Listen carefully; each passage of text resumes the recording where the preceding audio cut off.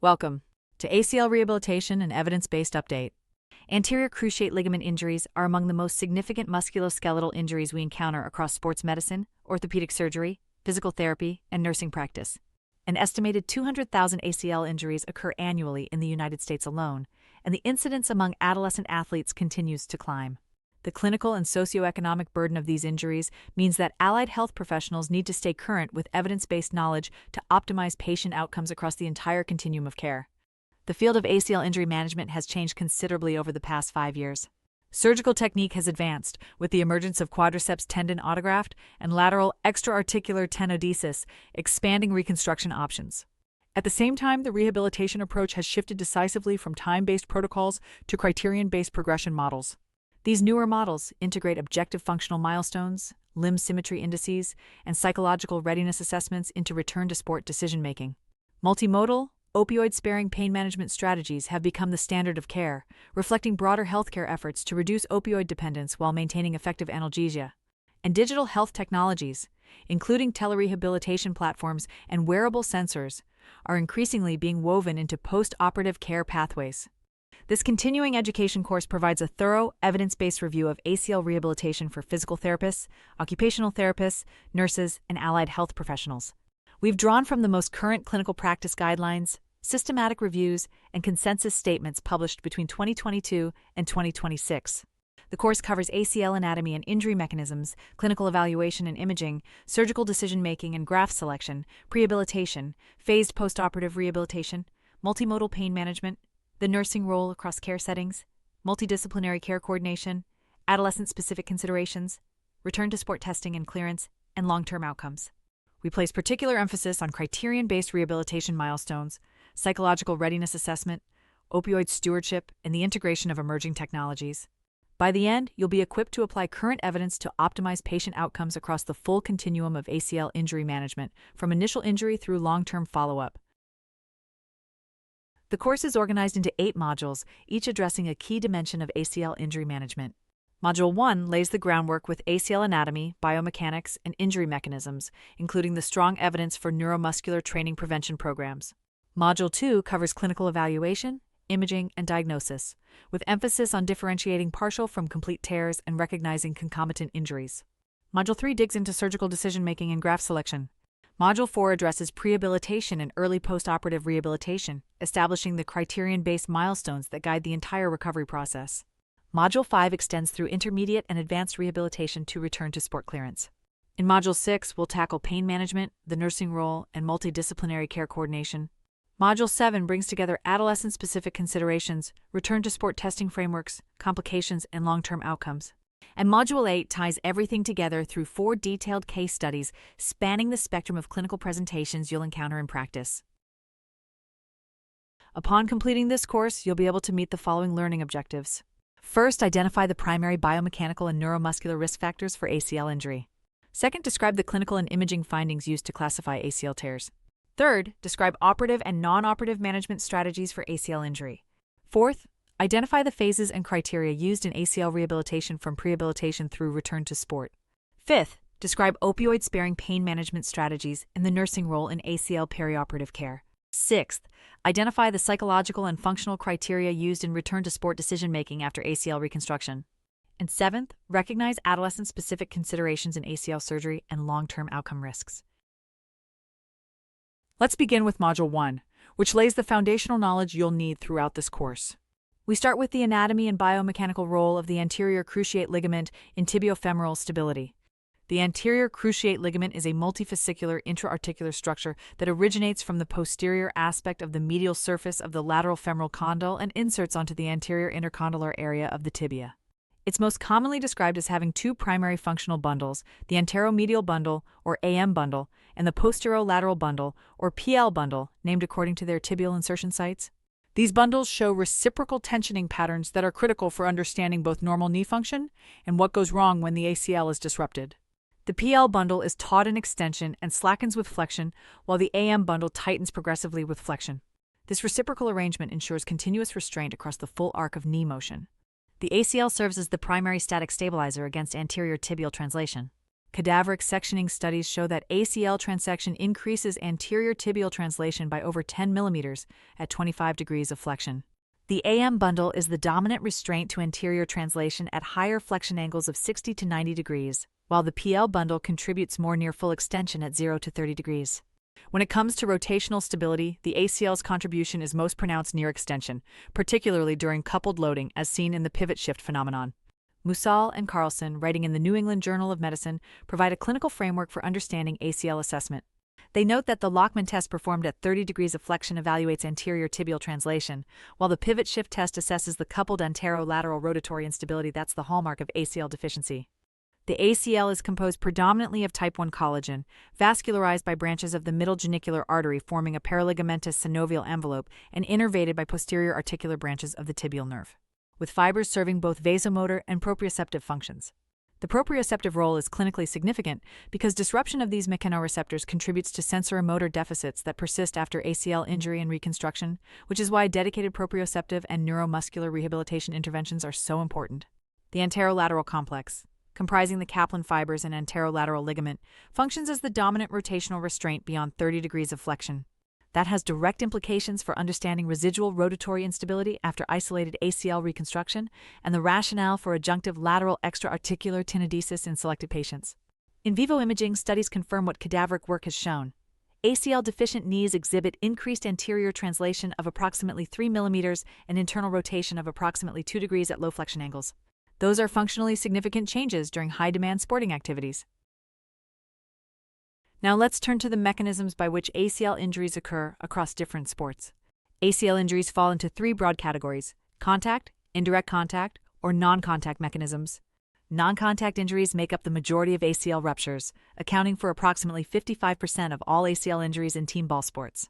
The proportion is higher in females at 63% compared with males at 50%. A thorough 2025 systematic review covering over 20 sports and 5,612 injury situations identified four main ACL injury categories: change of direction, accounting for 26 to 70% in team sports; landing after a jump, accounting for 57 to 82% in volleyball and badminton; direct contact to the knee, accounting for 53 to 83% in combat sports; and gear-induced mechanisms in alpine skiing and board sports. Video analysis of professional athletes shows that injuries typically occur with a planted foot, near full knee extension, and axial loading, with the knee falling into valgus and associated rotational forces. Non-contact injuries typically happen during sudden deceleration, cutting, pivoting, or jump landing maneuvers, with the knee and near extension at 20 to 40 degrees of flexion, valgus alignment, and single leg support. Sport-specific patterns vary quite a bit. In professional soccer, video analysis of 134 consecutive ACL injuries found that 44% were non-contact, 44% indirect contact, and 12% direct contact, with knee valgus loading present in 81% of non-contact and indirect contact injuries.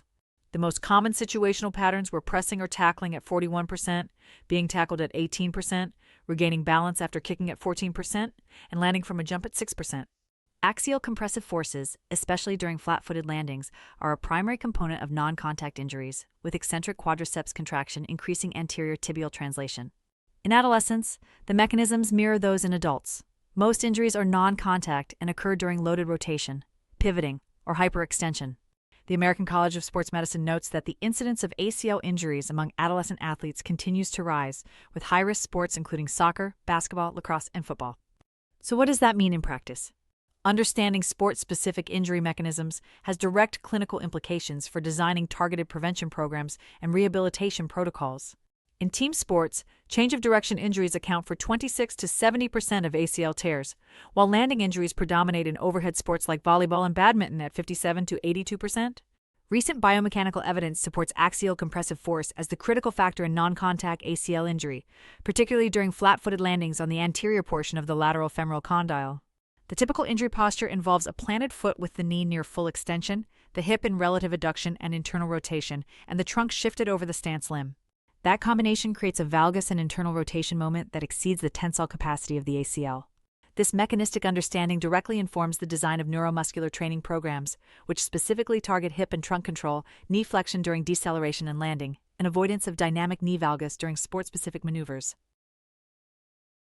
Next, let's examine the sex-based differences and the anatomical, hormonal, and neuromuscular risk factors that contribute to ACL injury. Female athletes face a 2 to 8-fold increased risk of ACL injury compared to males participating in similar sports. The incidence of non-contact ACL injuries in team ball sports is 0.14 per 1,000 player hours in females versus 0.05 in males. This disparity stems from a complex interplay of anatomical, hormonal, neuromuscular, biomechanical, and environmental factors. On the anatomical side, females typically have a narrower intercondylar notch, smaller ACL cross-sectional area, increased Q angle, that's the angle between the quadriceps muscle line of pull and the patellar tendon that influences knee alignment, and greater posterior tibial slope. Increased posterior tibial slope, the posterior inferior angulation of the tibial plateau relative to the long axis of the tibia, is among the strongest anatomical predictors of ACL injury. Multivariate prediction models combining notch width, tibial slope, meniscal cartilage angle, and condylar ratios are remarkably accurate, correctly distinguishing ACL injured from uninjured knees in more than 9 out of 10 cases. Developmental studies show that high-risk morphology is present throughout skeletal growth, which suggests a heritable predisposition. On the hormonal front, estrogen receptors on the ACL suggest a direct effect of sex hormones on ligament structure, with estrogen decreasing collagen synthesis and reducing tensile strength. That said, no conclusive link between menstrual cycle phase and ACL injury risk has been established. At the tissue level, female ACLs accumulate more extracellular matrix damage under repetitive loading and exhibit a slower reparative response compared to males, potentially explaining higher re-injury rates. Cadaveric studies confirm that female knees exhibit greater joint laxity and reduced stiffness, particularly in internal rotation with a maximum difference of 8.3 degrees at 50 degrees of flexion and in valgus directions. These structural and compositional differences between male and female ACLs are intrinsic factors that can't be modified through intervention, but they inform how we approach risk assessment, surgical planning, and rehabilitation design in female athletes. Moving beyond the non-modifiable anatomical and hormonal factors, let's focus on the neuromuscular and biomechanical risk factors. These are the most modifiable determinants of ACL injury risk and the primary targets for prevention programs. The American College of Sports Medicine and the American Medical Society for Sports Medicine highlight that poor core muscle control, greater quadriceps to hamstring strength ratio, and gluteal muscle weakness contribute to altered biomechanics and increased risk of non-contact ACL injuries. Prospective studies in elite female athletes have identified specific independent risk factors, each carrying a meaningfully elevated likelihood of ACL injury. Lower isometric hip adductor to abductor strength ratio, which roughly doubled the odds of injury. Greater counter-movement jump peak takeoff force, which increased the odds by approximately 75%. Greater single-leg triple vertical hop average dynamic knee valgus, which also roughly doubled the odds, and prior ACL injury, which carried a nearly 10-fold increase in odds, making it by far the strongest predictor. In adolescent female elite athletes, lower hip flexion angle at initial contact, greater internal knee rotation, reduced semitendinosis pre-activation, and lower external hip rotator strength were independently associated with first-time ACL injury. A scoping review of prospective studies confirmed that decreased hip and knee flexion, increased knee valgus and internal rotation, and elevated vertical ground reaction forces during jump landing and change of direction tasks are significant biomechanical predictors of non-contact ACL injury. Sport-specific movement patterns significantly modulate risk. Female athletes tend to exhibit greater internal hip rotation, external tibial rotation, insufficient knee and hip flexion during landing, and greater quadriceps activation, all of which increase ACL loading during sport-specific tasks. A multivariable prediction model incorporating counter-movement jump peak takeoff force, dynamic knee valgus, and ACL injury history achieved 78% accuracy in classifying ACL injured versus uninjured elite female footballers, demonstrating that a small set of measurable risk factors can meaningfully identify athletes at elevated risk. Composite anatomical indices combining lateral femoral condyle ratio, lateral tibial slope, and lateral tibial height show excellent predictive accuracy for both primary ACL injury and re-rupture, correctly identifying at-risk individuals approximately 87 to 90% of the time with strong reliability across studies. Now let's talk about the evidence for neuromuscular training prevention programs. These represent one of the most impactful interventions available to reduce ACL injury risk. The most effective evidence-based prevention strategies are structured, multi-component neuromuscular training programs that integrate strength, plyometrics, agility, balance, and movement quality feedback. A 2026 meta-analysis of over 25,000 athletes found that these programs cut ACL rupture risk by more than half. In plain terms, athletes not participating in a prevention program were nearly twice as likely to sustain an ACL rupture. The protective effect was even stronger in athletes under 18 years, where risk was reduced by approximately 65%, and the finding was statistically robust with a high degree of certainty. In female athletes, the risk reduction was approximately 43%, again supported by strong statistical confidence. A 2025 meta-analysis focused on female athletes reported an even larger 61% reduction in ACL injuries, backed by high-certainty evidence. Programs should be performed at least 2 to 3 times per week, with sessions lasting a minimum of 10 to 20 minutes, and continued throughout preseason and in-season. Here's the thing.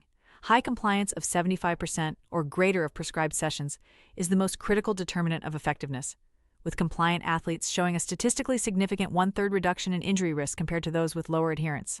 Named programs with demonstrated efficacy include FIFA 11+ and Knot Control. Despite this strong efficacy evidence, real-world implementation of neuromuscular prevention programs remains limited. There's a substantial gap between what works and what's actually being practiced.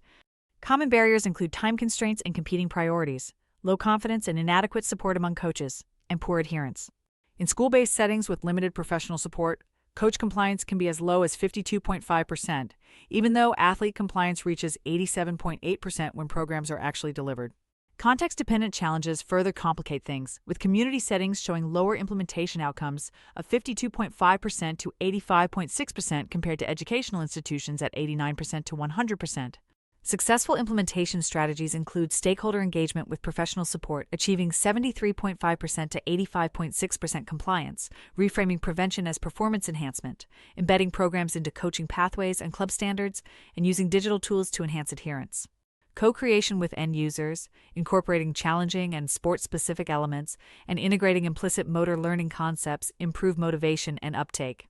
The American College of Sports Medicine, in its 2025 consensus statement, recommends sport-specific conditioning programs with periodization, including motor control, core and lower extremity strength, balance, flexibility, and technique training for landing and sport-specific skills. Prophylactic bracing is not recommended, as it hasn't been shown to reduce non-contact ACL injury risk. Field-based screening methods can identify athletes at elevated ACL injury risk, though predicting future injury from a single test remains methodologically challenging. 6 categories of screening tests are commonly used: balance and postural control, gait and running tests, joint laxity, joint morphology and anthropometrics, jump tests, and strength tests. The landing error scoring system demonstrates predictive validity in youth athletes and requires minimal equipment and time, making it practical for community-wide use. The drop vertical jump shows particular promise for risk assessment, with affordable motion capture systems demonstrating excellent ability to distinguish high-risk from low-risk athletes.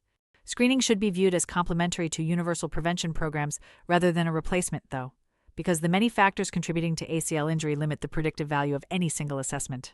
The long-term consequences of ACL injury make prevention all the more urgent. Radiographic post-traumatic osteoarthritis prevalence after ACL reconstruction is estimated at roughly half of all patients by 20 years. ACL graft rupture rates reach 11.8% at 20 years, with contralateral ACL injury rates of 12.2%. In adolescents, approximately 32% may sustain a second ACL injury within 2 years of reconstruction. These data reinforce just how important it is to implement evidence-based neuromuscular training programs universally in high-risk athletic populations, beginning in early adolescence, with sport-specific adaptation and sustained high-fidelity delivery throughout the competitive season. With a solid understanding of ACL anatomy and injury mechanisms from Module 1, let's shift to the clinical evaluation, imaging, and diagnostic process. In this module, we'll examine the physical examination tests used to assess the ACL, the role of MRI in confirming tears and identifying associated injuries, the criteria for grading partial versus complete ruptures, and how concomitant injuries influence management decisions.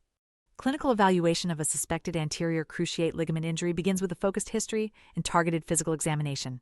The American College of Sports Medicine and the American Medical Society for Sports Medicine, in their 2024 consensus statement, explicitly recommend the Lachman test as the most sensitive clinical diagnostic test for ACL injury. They stress the importance of comparing laxity to the contralateral knee and assessing endpoint quality. 3 physical examination maneuvers form the cornerstone of ACL assessment, each with distinct diagnostic profiles established through multiple meta-analyses. The Lachman test is the most clinically useful single test, correctly identifying ACL tears in approximately 76 to 85% of cases, while correctly ruling them out in 85 to 94% of cases. A positive Lachman substantially raises the probability of an ACL tear, while a negative result meaningfully lowers it, making this test valuable both for confirming and for ruling out injury.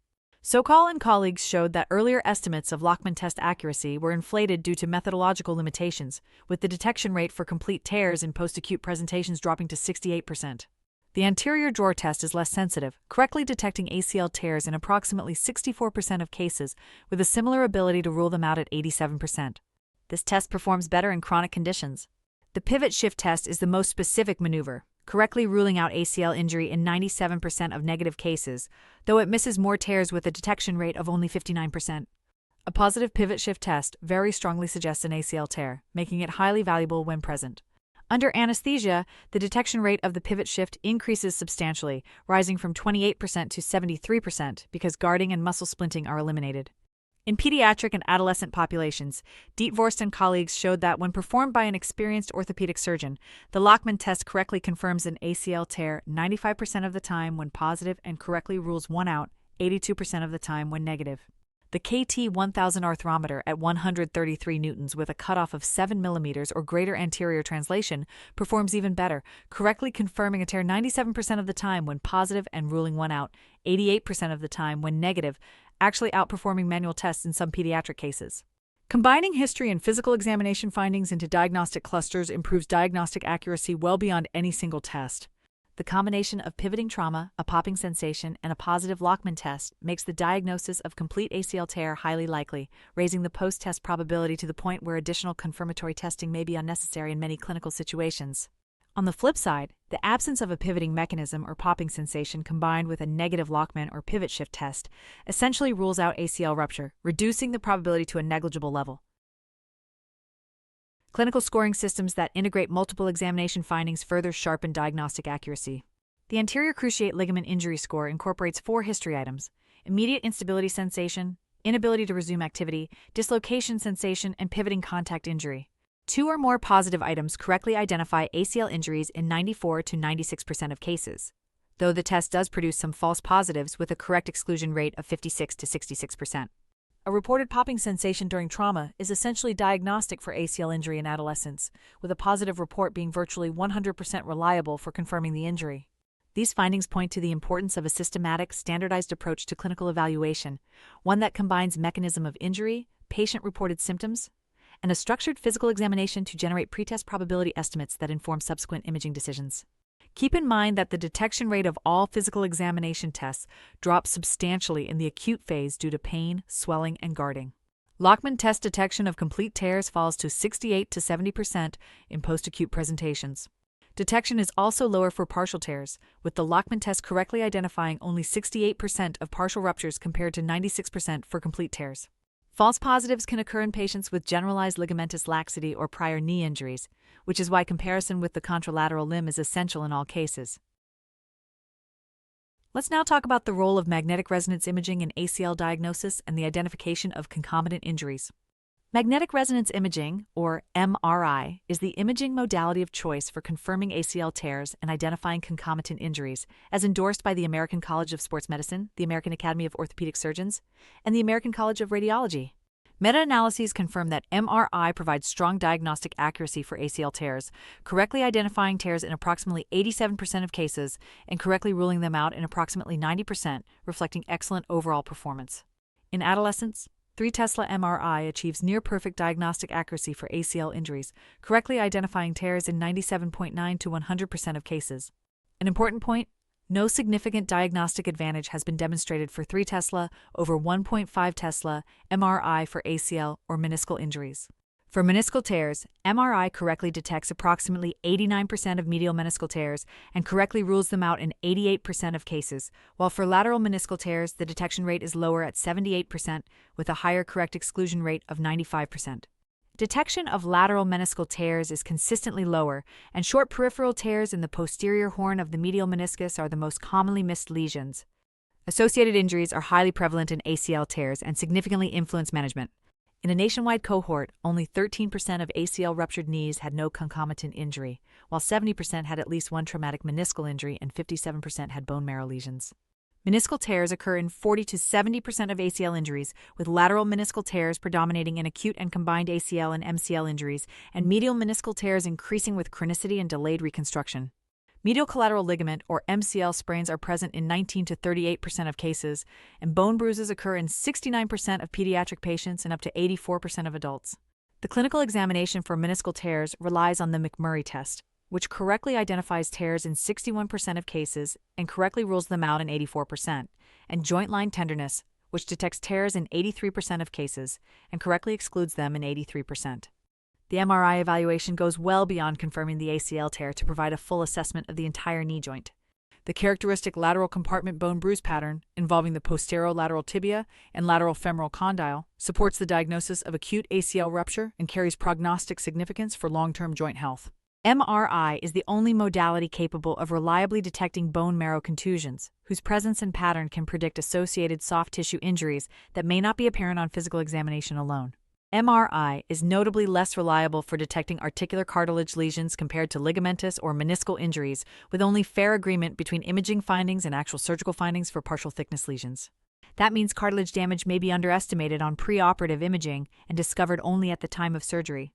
The clinical significance of these concomitant findings can't be overstated. The presence and severity of meniscal, chondral, and collateral ligament injuries directly influence surgical planning, rehabilitation protocols, weight-bearing restrictions, and long-term prognosis. Now let's address how clinicians differentiate partial from complete ACL ruptures.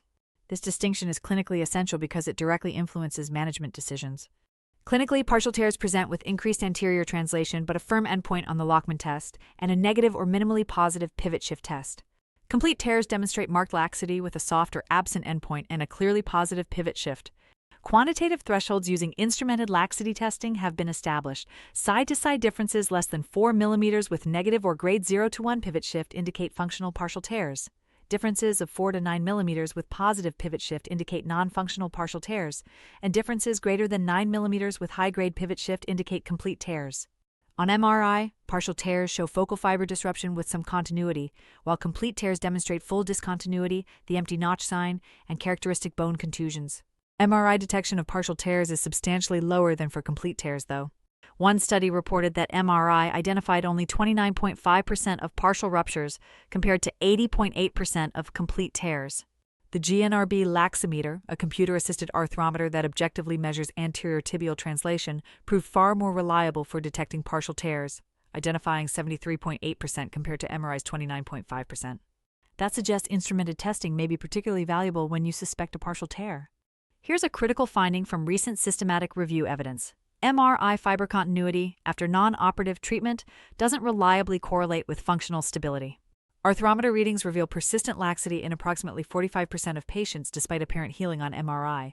This highlights the necessity of integrating objective laxity assessment with imaging findings rather than relying on MRI alone. Advanced MRI techniques can improve differentiation. Adding apparent diffusion coefficient mapping dramatically improves the ability to correctly confirm complete tears, raising the correct exclusion rate from 50% to 94% with excellent agreement between reviewers. Passive anterior tibial subluxation greater than 3.5 mm on MRI is a definitive indicator of complete ACL tears, being virtually 100% reliable when present. The posterior cruciate ligament buckling phenomenon, assessed by posterior cruciate ligament angle cutoffs of 113 to 123 degrees and posterior cruciate ligament posterior cortex angle of 16 to 24 degrees, can also help identify partial tears, detecting and confirming them correctly in the 80 to 95% range. These adjunctive imaging and clinical techniques are particularly valuable in equivocal cases where the standard MRI evaluation isn't sufficient to guide management decisions. Management decisions are guided by integrating clinical and MRI findings with patient-specific factors. For functional partial tears with a firm endpoint, negative pivot shift, and side-to-side difference less than 4 mm, structured rehabilitation with close monitoring is appropriate, particularly in less active patients. For non-functional partial tears with positive pivot shift and side-to-side differences of 4 to 9 mm, and for complete ruptures with differences greater than 9 mm, surgical reconstruction is generally indicated in young, active patients. The American Academy of Orthopedic Surgeons recommends surgery within 5 months of injury when indicated, because delayed reconstruction significantly increases the risk of secondary meniscal and cartilage damage. Meniscal tears amenable to repair should be addressed at the time of ACL reconstruction to optimize outcomes. MCL sprains may be managed non-operatively if isolated, but combined ACL and MCL injuries often require careful timing and may benefit from surgical intervention. The American College of Sports Medicine and American Medical Society for Sports Medicine emphasize individualized, shared decision-making that accounts for age, activity level, future goals, and the presence of concomitant injuries in all cases. Let's wrap up Module 2 by examining the impact of concomitant meniscal, MCL, and chondral injuries on management. Concomitant injuries significantly influence surgical decision-making, rehabilitation protocols, and functional outcomes following ACL injury. Meniscal tears occur in 55 to 65% of ACL injuries, and the decision between repair, partial meniscectomy, or leaving tears in situ has profound implications. Patients undergoing meniscal repair demonstrate meaningfully lower rates of ACL revision surgery, roughly a 22% relative reduction compared to partial meniscectomy, though meniscal repair carries higher reoperation rates at 13.3% versus 0.8%. Medial meniscal repairs have particularly high reoperation rates at 14.8%, especially when bicompartmental tears are present at 16.7%. On the other hand, stable meniscal tears left in situ during ACL reconstruction show low reoperation rates of 1.3% to 3.2% with good patient-reported outcomes. Long-term consequences favor meniscal preservation. Partial meniscectomy carries a more than six-fold increased risk of total knee arthroplasty compared to isolated ACL reconstruction. Larger meniscal resections exceeding 33% of the lateral meniscus or any medial meniscectomy significantly increase odds of articular cartilage progression at revision surgery. Specific tear patterns require attention, including meniscal root tears occurring in up to 17% of ACL injuries, ramp lesions at 8 to 24%, and bucket handle tears, all of which benefit from repair to restore biomechanics and prevent progressive degeneration. Delay in ACL reconstruction is a major risk factor for secondary meniscal and chondral pathology, particularly in adolescents. Surgical delay of 5 to 12 months increases the risk of medial meniscal tear requiring surgery by 1.6-fold, while delay greater than 12 months increases this risk by 4.2-fold and the odds of chondral lesion by 3.4-fold. The repairability of medial meniscal tears drops dramatically with delay, from 57% before 5 months to only 19% after 12 months. In pediatric patients, each week of surgical delay confers a 2% increased risk of medial meniscal tear. Increasing physical maturity as measured by higher Tanner stage is independently associated with increased risks of both articular cartilage injury and meniscal tears in skeletally immature patients, with each advancing Tanner stage raising the odds of cartilage injury by approximately 60% and meniscal tears by approximately 30%. MCL injuries complicate ACL reconstruction timing and outcomes, with combined ACL and MCL injuries accounting for approximately 20% of ligamentous knee injuries. The traditional approach favored initial MCL rehabilitation, followed by delayed ACL reconstruction, to allow range of motion recovery and reduce arthrofibrosis risk. But there's a problem with that. Incomplete MCL healing results in residual valgus laxity that increases ACL graft failure risk, prolongs overall rehabilitation, and leaves the knee unstable longer. Biomechanical studies demonstrate that residual MCL incompetence increases strain on ACL grafts, which has led experts to advocate for lower thresholds for surgical MCL treatment, particularly for distal avulsions or persistent valgus laxity. Weight-bearing restrictions must be individualized based on concomitant pathology. A traffic light framework based on injury complexity helps guide timing and magnitude of weight-bearing. Isolated ACL knees are appropriate for immediate weight-bearing, but complex injuries may require protected phases to prevent graft failure.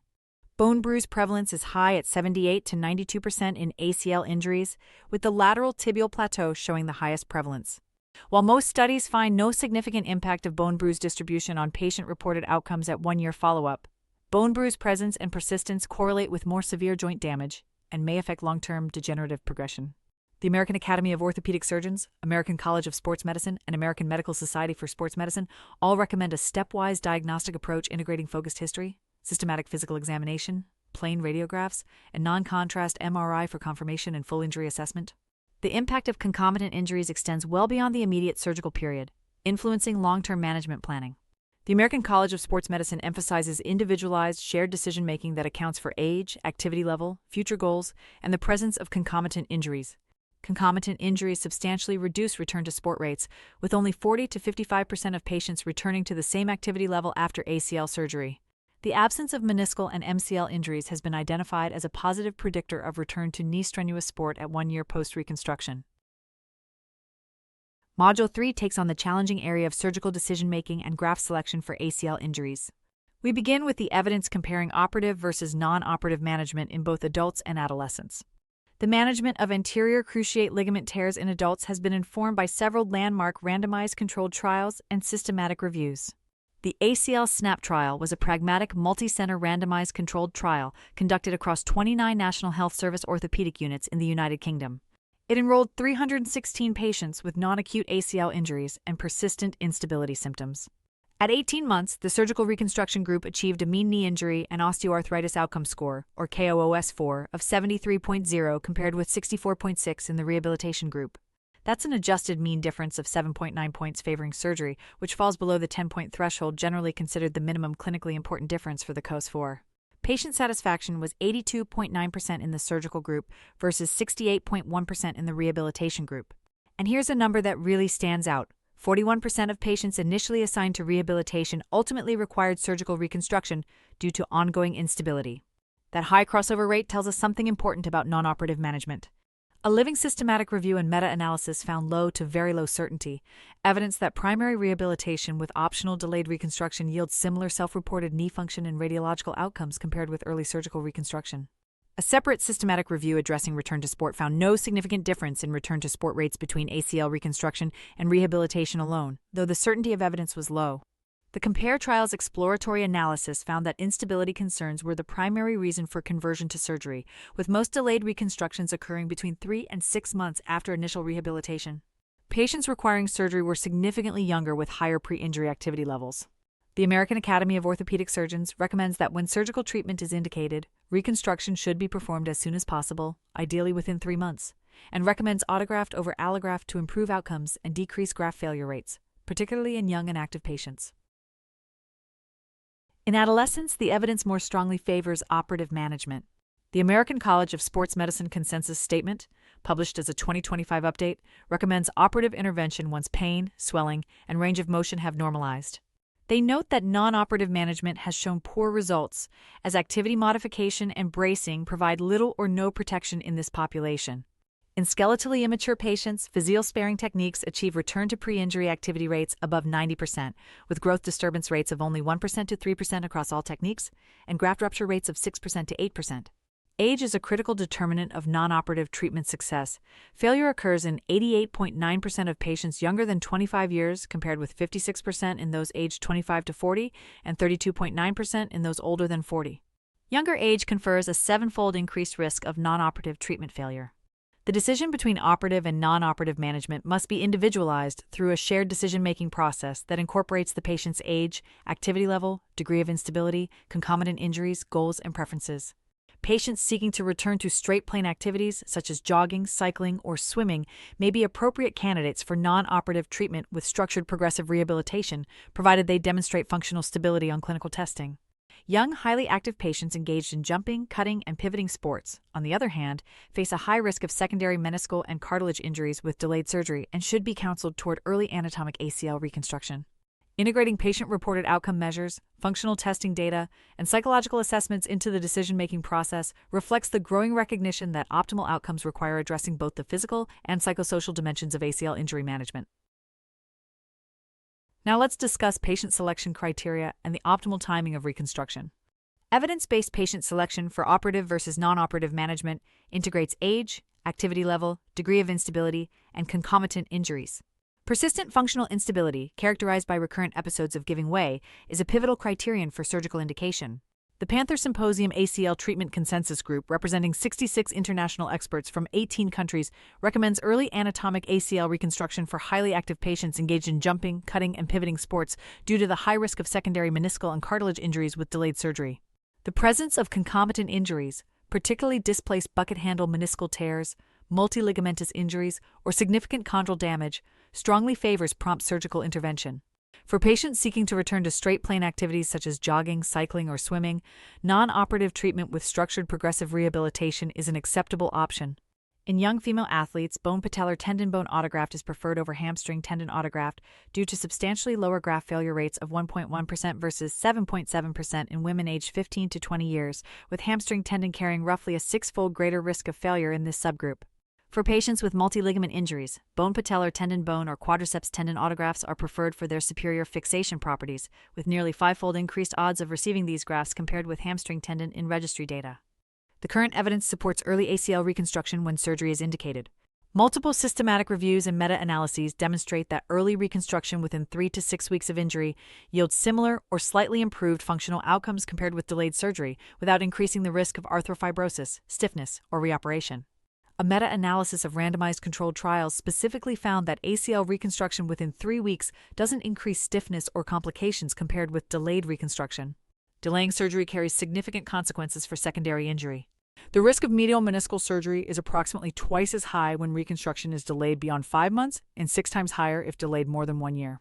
A 2026 systematic review and meta-analysis found that earlier ACL reconstruction is associated with a 10% absolute reduction in radiographic osteoarthritis at long-term follow-up. The American Academy of Orthopedic Surgeons guideline now recommends reconstruction as soon as possible when indicated, ideally within 3 months, based on strong evidence. Let's now compare the outcomes of different graft types, stratified by age and activity level. Bone patellar tendon bone autograft, commonly abbreviated as BPTB, is widely considered a gold standard, particularly for young, high-demand athletes. Multiple systematic reviews and meta-analyses confirm high International Knee Documentation Committee or IKDC and Leesholm scores, strong knee stability, and return-to-sport rates of 81% to 83%. BPTB is associated with higher rates of anterior knee pain and kneeling pain in the early postoperative period, but these symptoms diminish over time and don't limit activity levels, sports participation, or quality of life at 5 years. Hamstring tendon autograft provides comparable functional outcomes with lower rates of anterior knee pain, but carries higher graft failure rates of 11% to 17% and slightly lower return-to-sport rates of 52% to 78%. Quadriceps tendon autograft has gained popularity due to favorable biomechanical properties and reduced donor site morbidity. A Bayesian network meta-analysis of 44 randomized clinical trials found that quadriceps tendon with bone plug ranked highest for IKDC subjective score, Tegner activity, and lowest risk of re-rupture or revision. Allograft is associated with higher graft failure rates of 13% to 21%, lower return-to-sport rates, and is reserved for older, lower-demand patients. Graft failure rates are critically influenced by patient age and activity level. In patients 25 years or younger, failure rates were 5.1% for BPTB, 11.1% for hamstring tendon, and 2.5% for quadriceps tendon autografts, with hamstring tendon having a significantly higher failure rate than BPTB. Large registry data from the Kaiser Permanente ACL Reconstruction Registry of 27,715 patients confirmed that hamstring tendon was associated with a 2.3-fold higher revision risk compared with patellar tendon in young females under 22 years, while quadriceps tendon showed a substantially lower revision risk than hamstring tendon in this subgroup, cutting the risk by more than half. For hamstring tendon autograft, graft diameter is a critical modifier. Grafts with diameter greater than 8 mm yield lower failure risk, and proper patient selection further reduces this risk.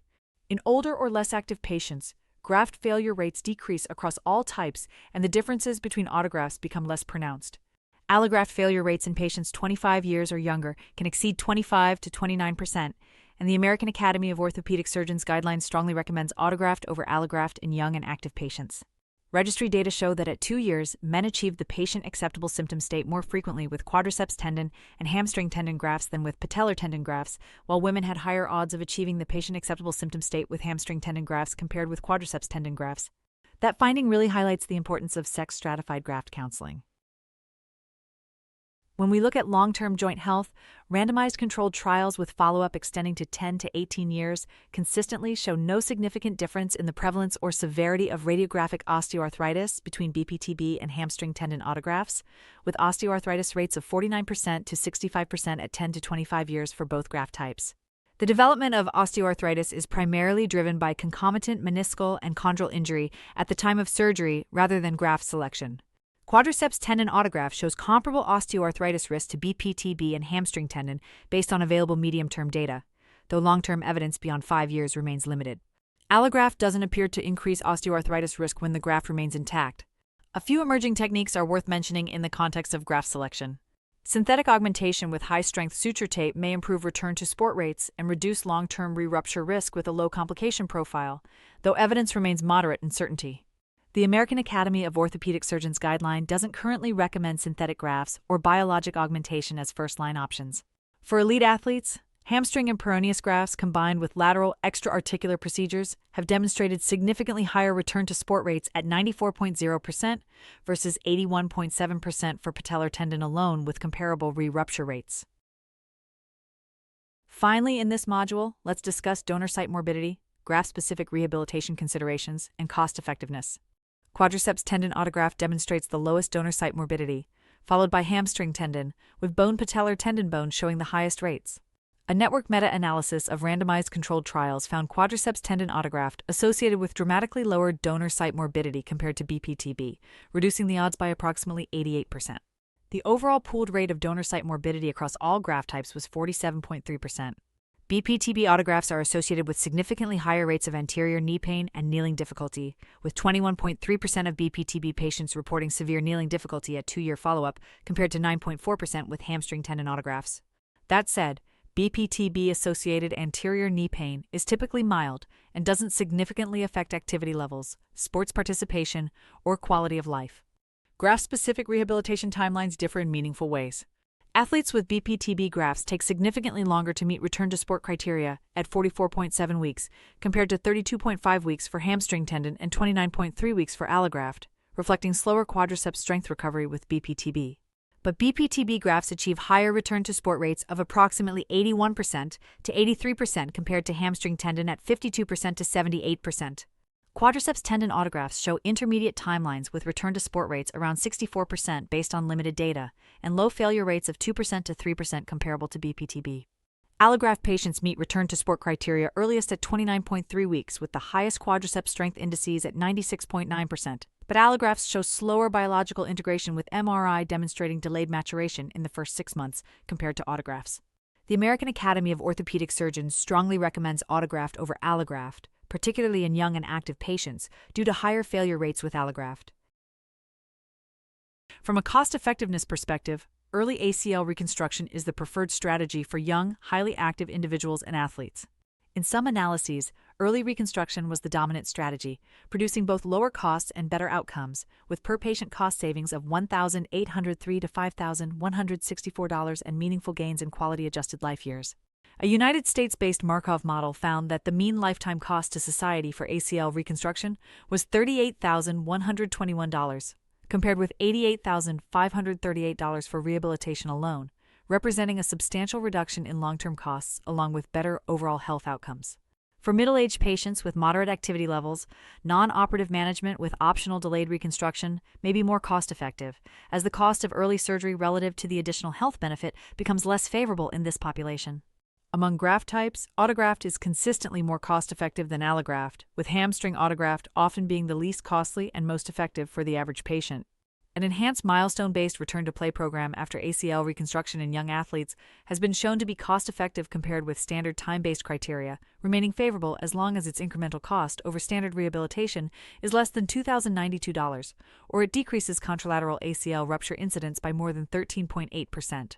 The following return-to-sport principles explored in depth in Module 5 have direct implications for cost-effectiveness. Return-to-sport protocols should be criterion-based rather than time-based alone.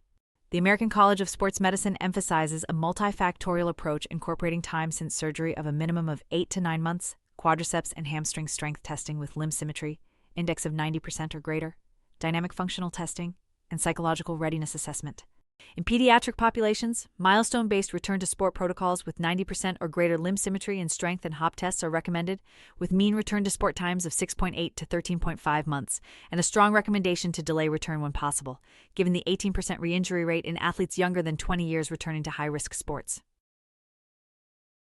Module 4 marks the transition from surgical decision-making to the rehabilitation process itself, beginning with prehabilitation and extending through the early post-operative phase. Let's start with the goals and evidence for prehabilitation following ACL injury. Prehabilitation following anterior cruciate ligament injury is a structured, criterion-based preoperative rehabilitation program designed to resolve impairments, restore knee function, and optimize surgical readiness. The current evidence supports a multimodal approach targeting 3 interdependent domains: range of motion restoration, effusion reduction, and quadriceps activation. Restoring full, symmetrical knee range of motion is the highest priority goal. Full extension at 0 degrees must be achieved first, because even minor extension deficits are strongly associated with postoperative arthroplasty and poor functional outcomes. The target for flexion is at least 120 degrees, with some protocols recommending 125 degrees or greater before proceeding to surgery. The American College of Sports Medicine 2025 Consensus Statement emphasizes that initial management should focus on restoration of range of motion, especially extension rather than immobilization. Joint effusion is both a marker of ongoing intra-articular inflammation and a direct contributor to arthrogenic muscle inhibition, which impairs voluntary quadriceps contraction and delays functional recovery. The American Academy of Orthopedic Surgeons recommends considering aspiration of painful, tense effusions after knee injury with likely or confirmed ACL tear. Cryotherapy provides statistically significant but clinically modest reductions in pain intensity and small to medium improvements in range of motion. Its primary role is as an analgesic adjunct to enable earlier participation in active rehabilitation. Quadriceps dysfunction after ACL injury is primarily mediated by arthrogenic muscle inhibition, a reflex inhibition secondary to joint effusion, pain, and altered afferent input.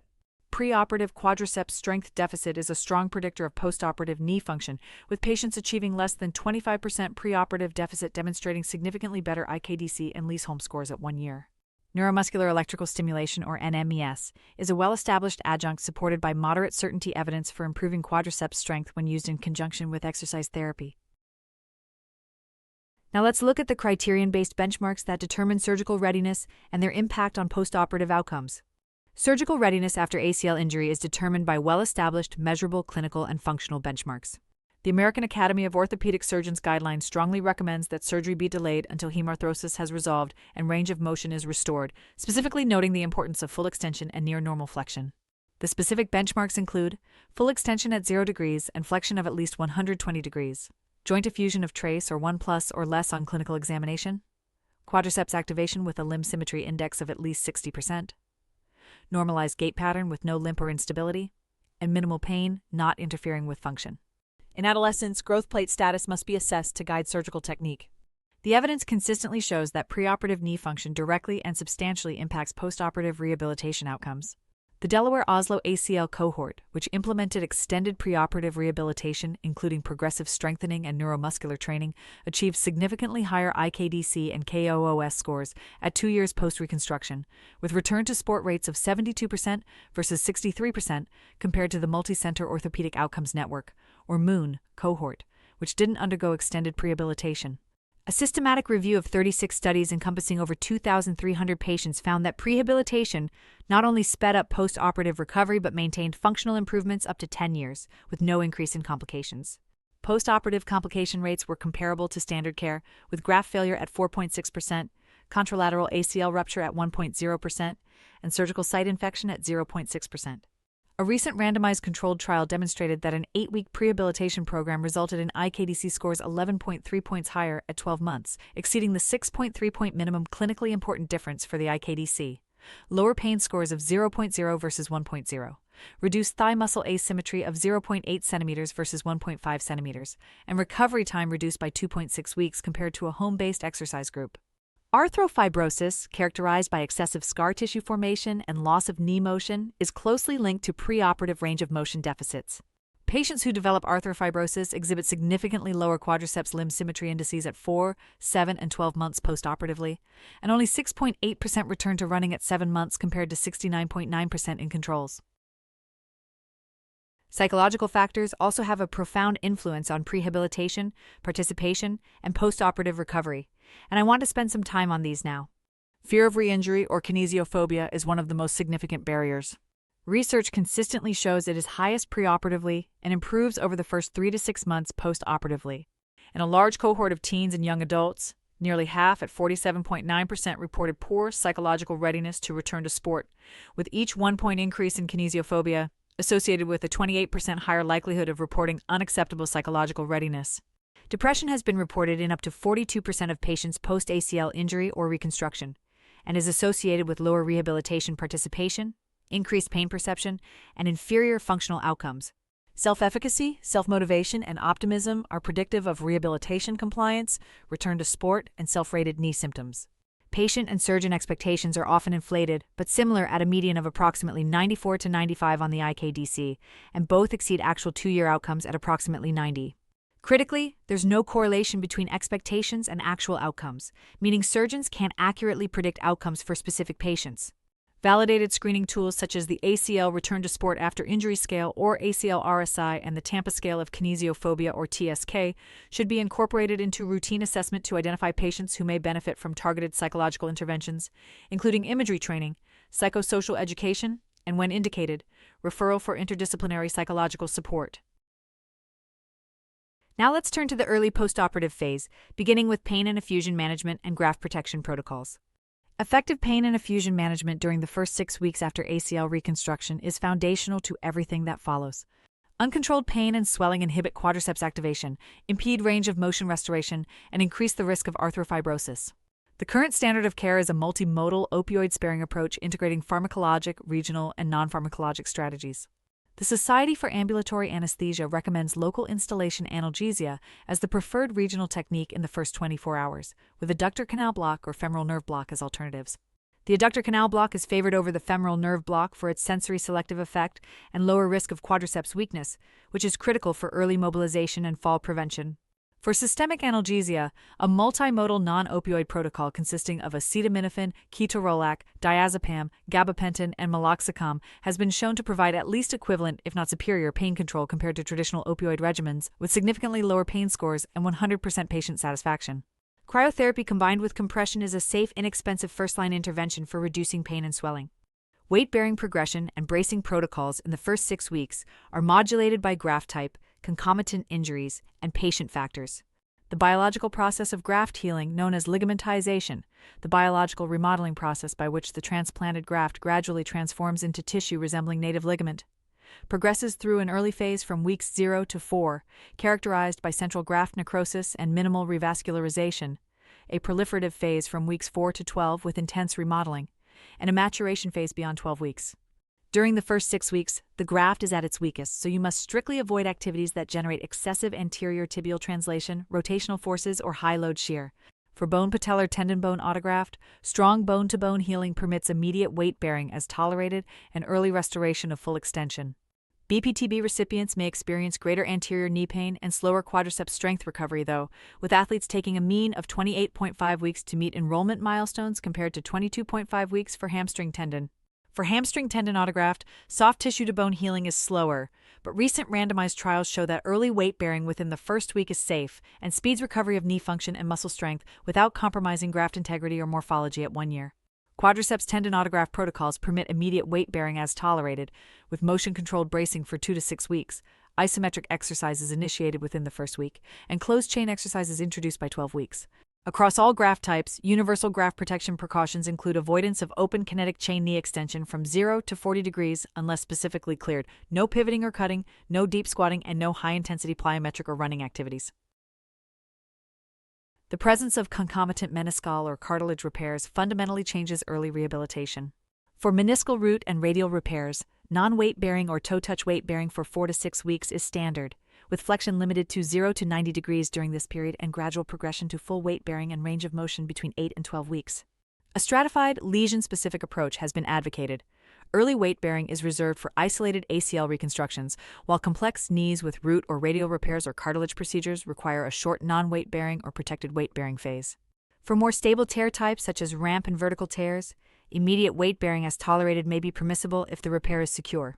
Post-operative bracing protocols differ significantly between graft types, but post-operative bracing doesn't offer advantages or improve limb asymmetry in most patients, and current evidence-based guidelines don't routinely recommend it. In adolescents, the American College of Sports Medicine states that post-operative rehabilitation and return to sport protocols are the same as in adults, with early mobilization favored. Adolescents do face a substantially higher risk of graft failure and contralateral ACL injury, though, with secondary injury rates approaching 24%, and younger age and earlier return to sport as independent risk factors.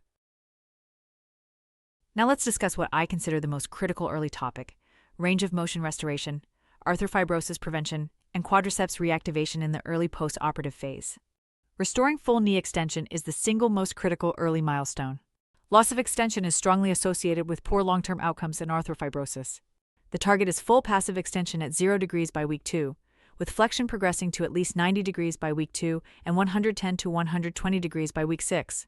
Techniques for early range of motion restoration include active and assisted exercises such as supine heel slides, wall slides, prone hangs, and towel-assisted extension stretches, performed multiple times daily and titrated to pain and swelling. Continuous passive motion isn't routinely recommended, as the Moon Group guidelines conclude it doesn't improve ultimate range of motion outcomes. Arthrofibrosis prevention hinges on preoperative optimization and early postoperative mobilization, with a range of motion deficit exceeding 50 degrees at 5 to 8 weeks serving as a highly reliable early warning sign for the need for operative intervention, correctly flagging the problem in approximately 89% of cases that will require it, and correctly clearing roughly 93% of those that won't. Quadriceps reactivation is a cornerstone of early rehabilitation, because arthrogenic muscle inhibition and rapid atrophy are universal after ACL reconstruction. Neuromuscular electrical stimulation is the most strongly supported adjunct. A 2025 meta-analysis of 15 studies encompassing more than 1,500 patients demonstrated that NMES improves quadriceps muscle strength, range of motion, and patient-reported outcomes compared to standard rehabilitation alone.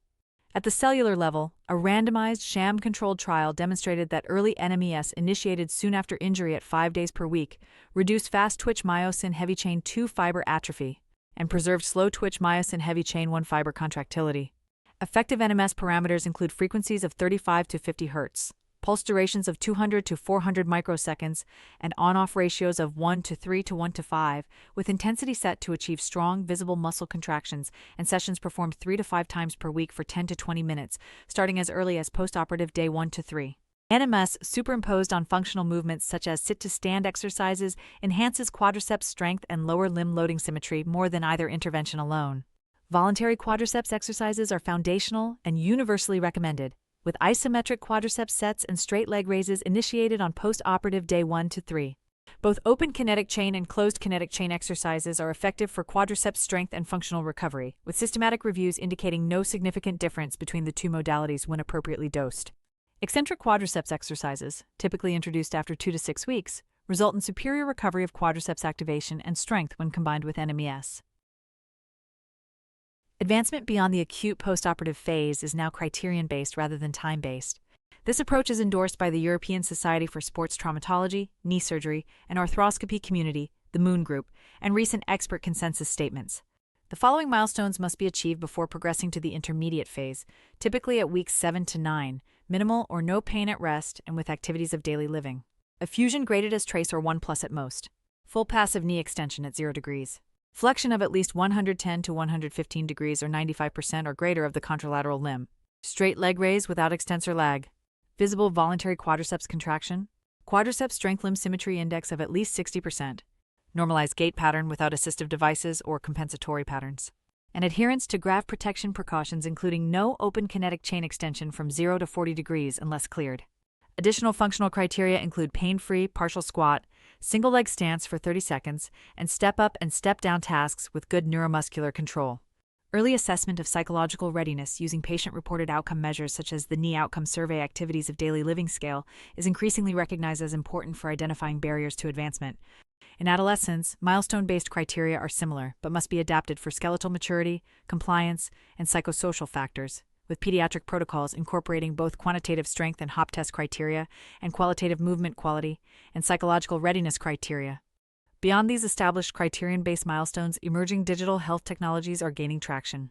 Wearable devices, virtual reality, and telerehabilitation platforms have demonstrated improvements in rehabilitation adherence, pain, proprioception, and muscle strength compared to standard care.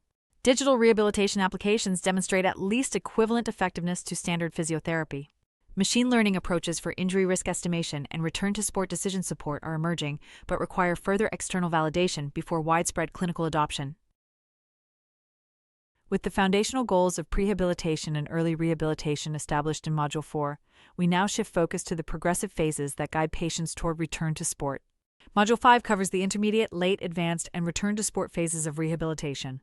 Post-operative rehabilitation after anterior cruciate ligament reconstruction is best structured as a phased, criterion-based process spanning approximately 9 to 12 months, where progression is determined by achievement of objective functional milestones rather than arbitrary time points. This approach is endorsed by the ASPITAR Clinical Practice Guideline, the Moon Group, and the European Society for Sports Traumatology, Knee Surgery, and Arthroscopy. The intermediate phase typically begins around weeks 6 to 8, once early phase goals including full extension, flexion to at least 115 degrees, a fusion of 1+ or less, and a normalized gait pattern have been achieved. The late phase extends from approximately weeks 10 to 16, with further progression into advanced and return-to-sport phases over months 4 through 12, depending on individual recovery and achievement of strength and functional benchmarks. Advancement through rehabilitation phases and clearance for return to sport should be governed by a detailed, multifactorial battery of objective and subjective criteria. The most consistently recommended benchmarks include quadriceps and hamstring strength limb symmetry, index of 90% or greater measured via isokinetic testing, HOP test limb symmetry, index of 90% or greater across a battery of tests including single, triple, crossover, and side hop, absence of pain and effusion, and psychological readiness. Patient-reported outcome thresholds include a minimum ACL return to sport index score of 68.2, on a 0 to 100 scale, where higher scores indicate greater psychological readiness to return to sport. A mean International Knee Documentation Committee score of 88.3%, and a minimum KOOS quality of life of 62.5%.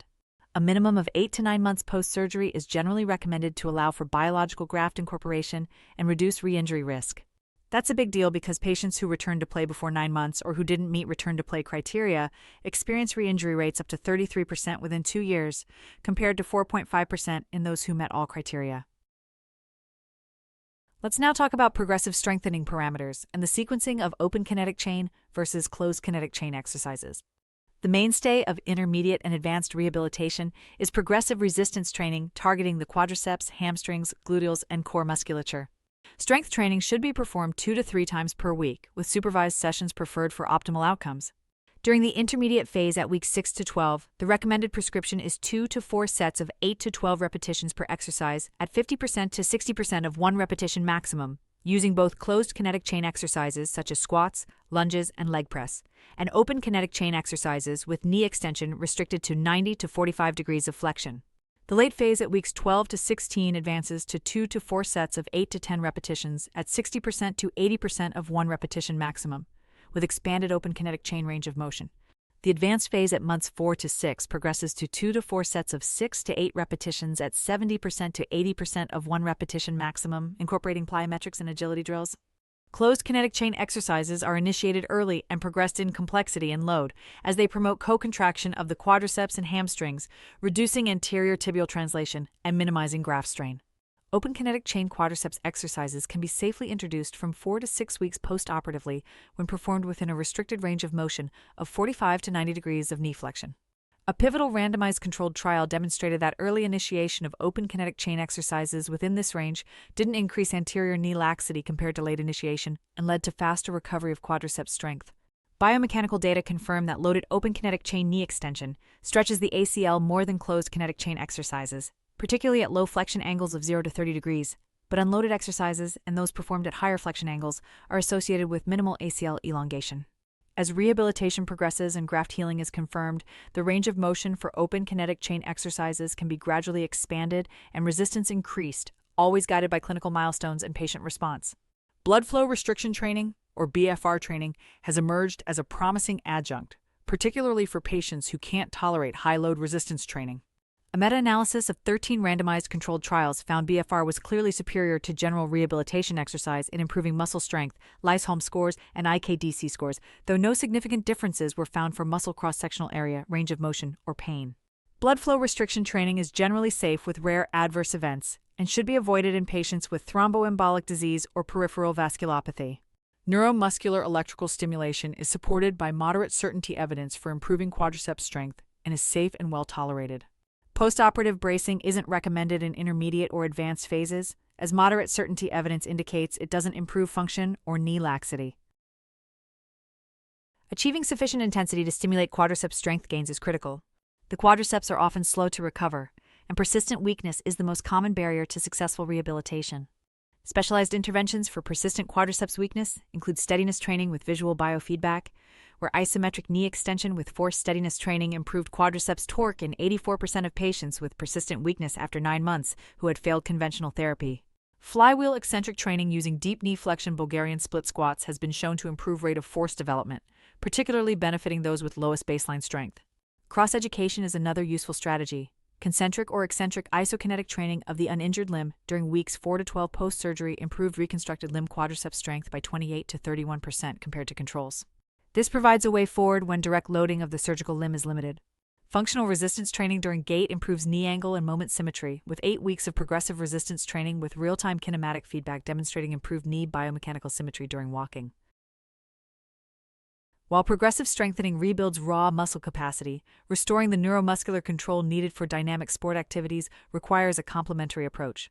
Let's discuss neuromuscular re-education, proprioceptive training, and sport-specific agility progressions.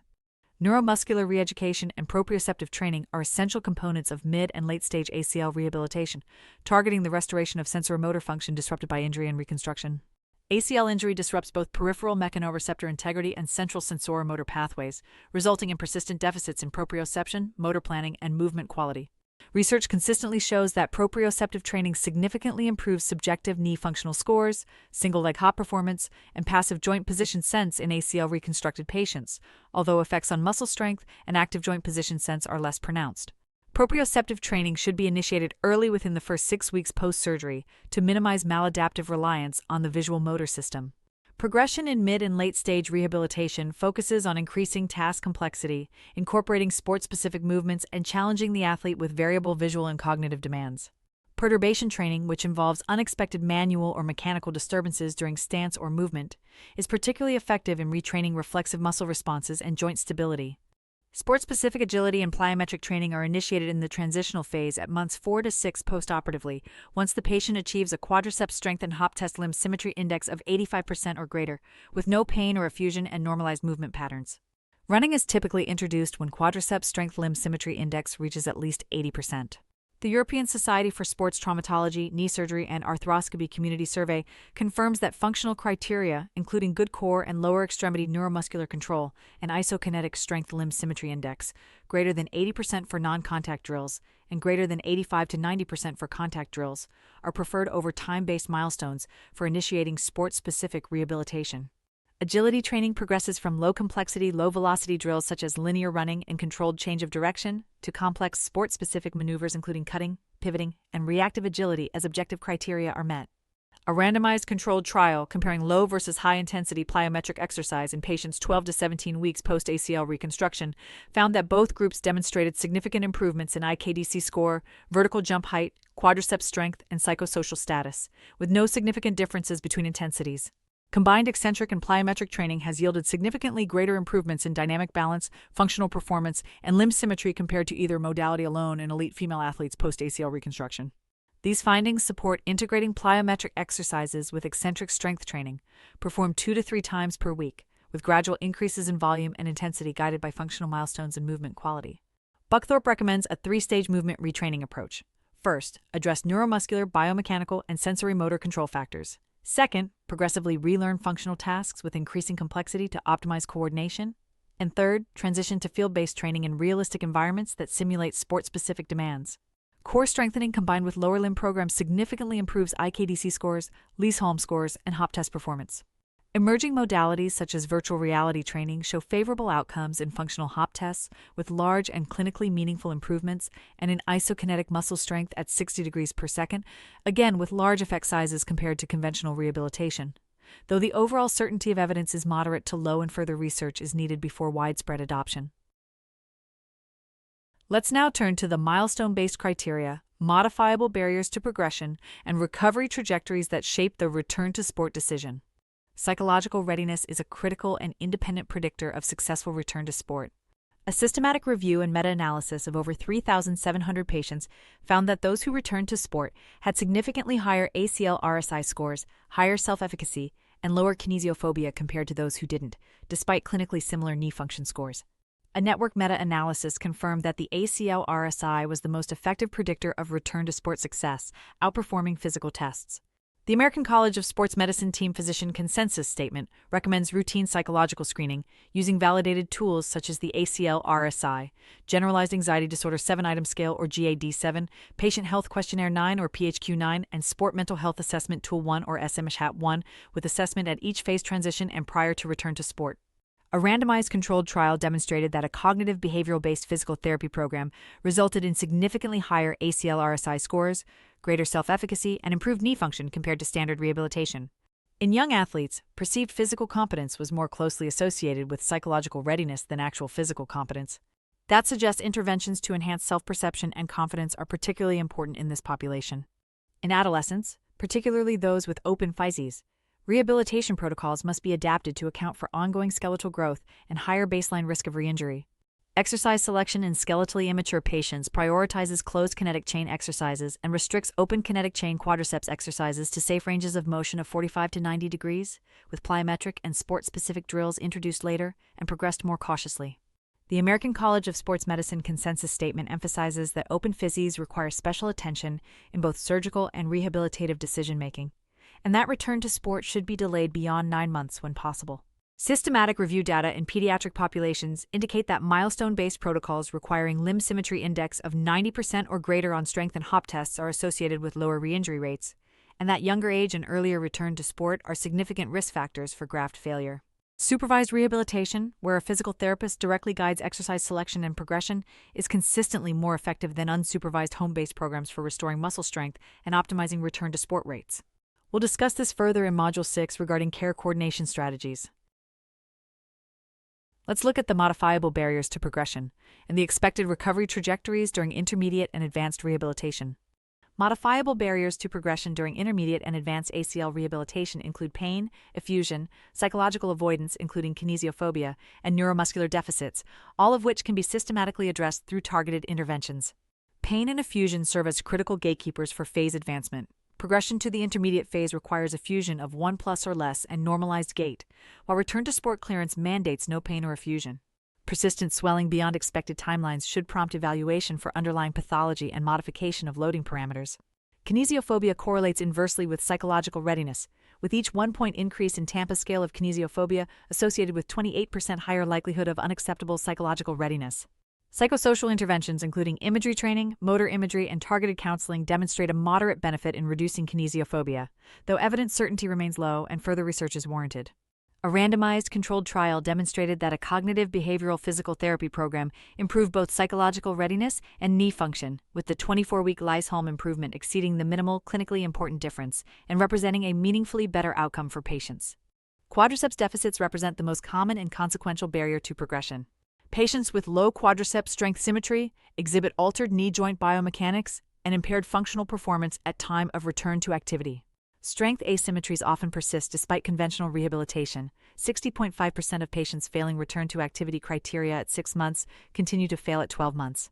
3 distinct recovery patterns emerge based on patient-reported outcomes. Standard improvement in 77% of patients who show improvement from preoperative to 1 year with sustained high scores. Delayed improvement in 10% who show functional gains between 1 and 2 years. An early plateau or decline in 13% who show minimal improvement or decline after initial gains. Predictors of unfavorable trajectories include revision surgery, psychiatric history, preoperative chronic knee pain, and subsequent knee injury during follow-up. Here are the objective criteria for expected recovery norms. At 9 months, quadriceps limb symmetry index should reach 77 to 78% with self-perceived function at 79% and hop symmetry at 88 to 90%. At 12 months, quadriceps limb symmetry index should reach 78% with self-perceived function at 88% and hop symmetry at 92 to 94%. And at 24 months, quadriceps limb symmetry index should reach 92% with self-perceived function at 92% and hop symmetry at 95 to 97%. Recovery continues well beyond initial return to activity clearance, with significant improvements in strength and function occurring through 24 months. Patients failing to achieve quadriceps limb symmetry index of 80% or greater by 9 months or 90% or greater by return to sport clearance demonstrate ongoing deficits and warrant intervention modification. Long-term outcomes.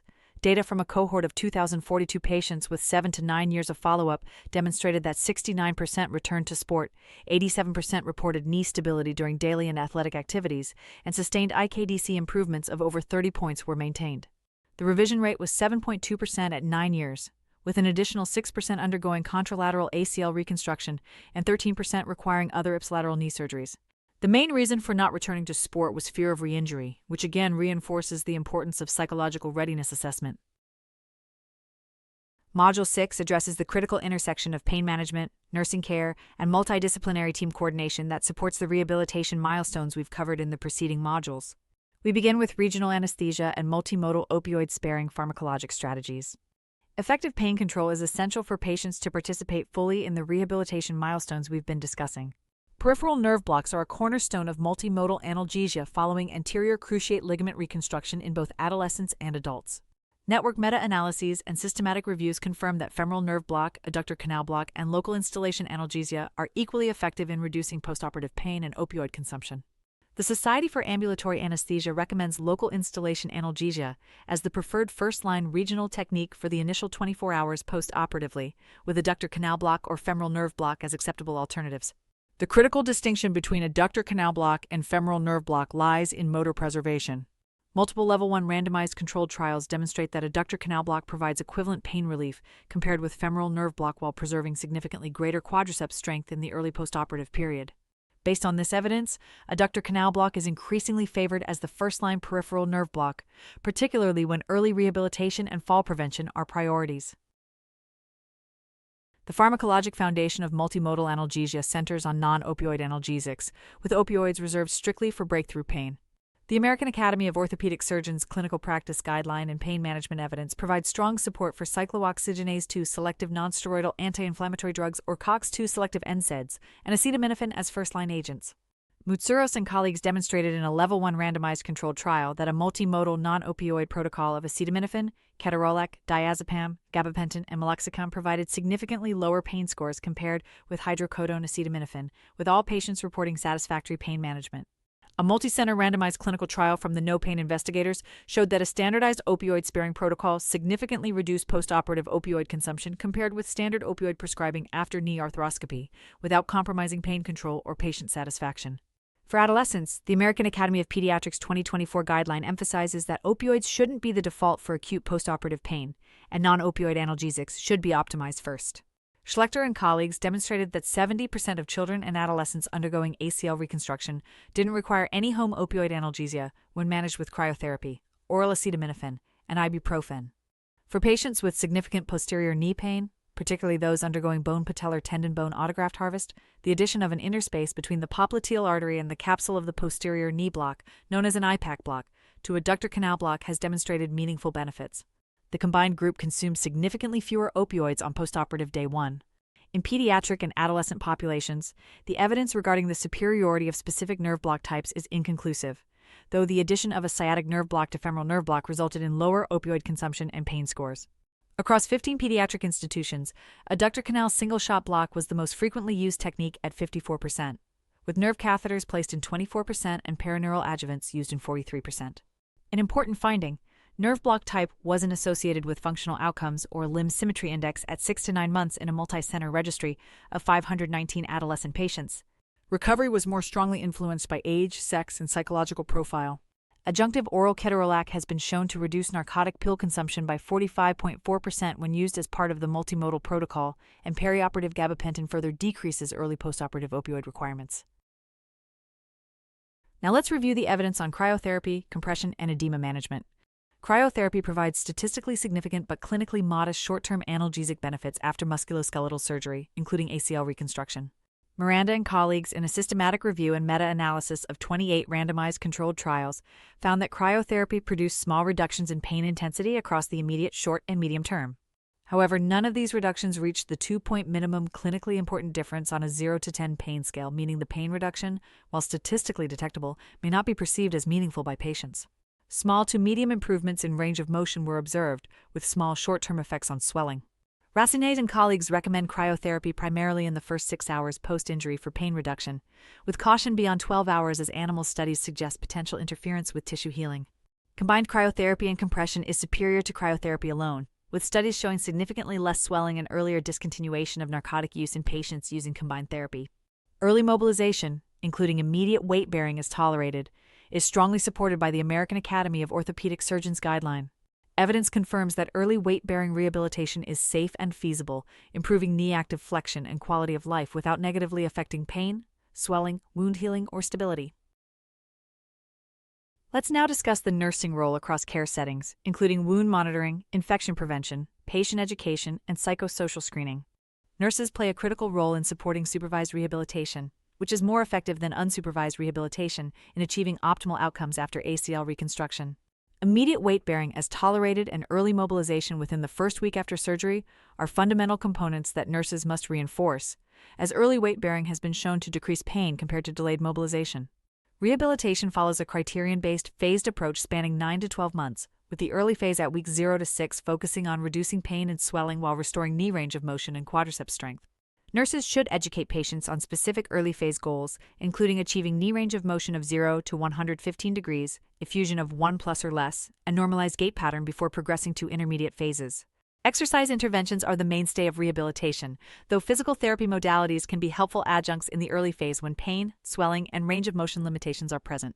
Nurses need to emphasize that rehabilitation typically involves 2 to 3 sessions per week for 6 to 9 months and includes cryotherapy, eccentric quadriceps strengthening, isokinetic hamstring exercises, and neuromuscular training. Nursing practices after ACL reconstruction span wound monitoring, infection recognition, medication management, and patient education, adapted to inpatient, outpatient, and home health environments. Infection after ACL reconstruction occurs in approximately 1% of all surgical cases, with a mean time to symptom onset of approximately 17 days.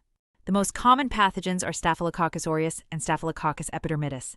The European Society for Sports Traumatology, Knee Surgery and Arthroscopy, and the European Bone and Joint Infection Society recommend immediate communication with the surgical team if infection is suspected, as prompt initiation of empirical antibiotics and arthroscopic debridement are required. Risk factors for postoperative surgical site infections include male sex, obesity, tobacco use, diabetes, steroid use, previous knee surgery, and hamstring autografts. Clinical red flags requiring immediate evaluation include increasing pain after initial improvement, persistent or worsening effusion, erythema, warmth, wound drainage, fever, and constitutional symptoms. C-reactive protein, or CRP, a blood marker of inflammation, greater than 41 mg per liter, and erythrocyte sedimentation rate, or ESR, a measure of the speed at which red blood cells settle in a test tube, greater than 32 mm per hour, are the most reliable laboratory thresholds for detecting postoperative infection, performing well in distinguishing true infection from normal postoperative inflammation.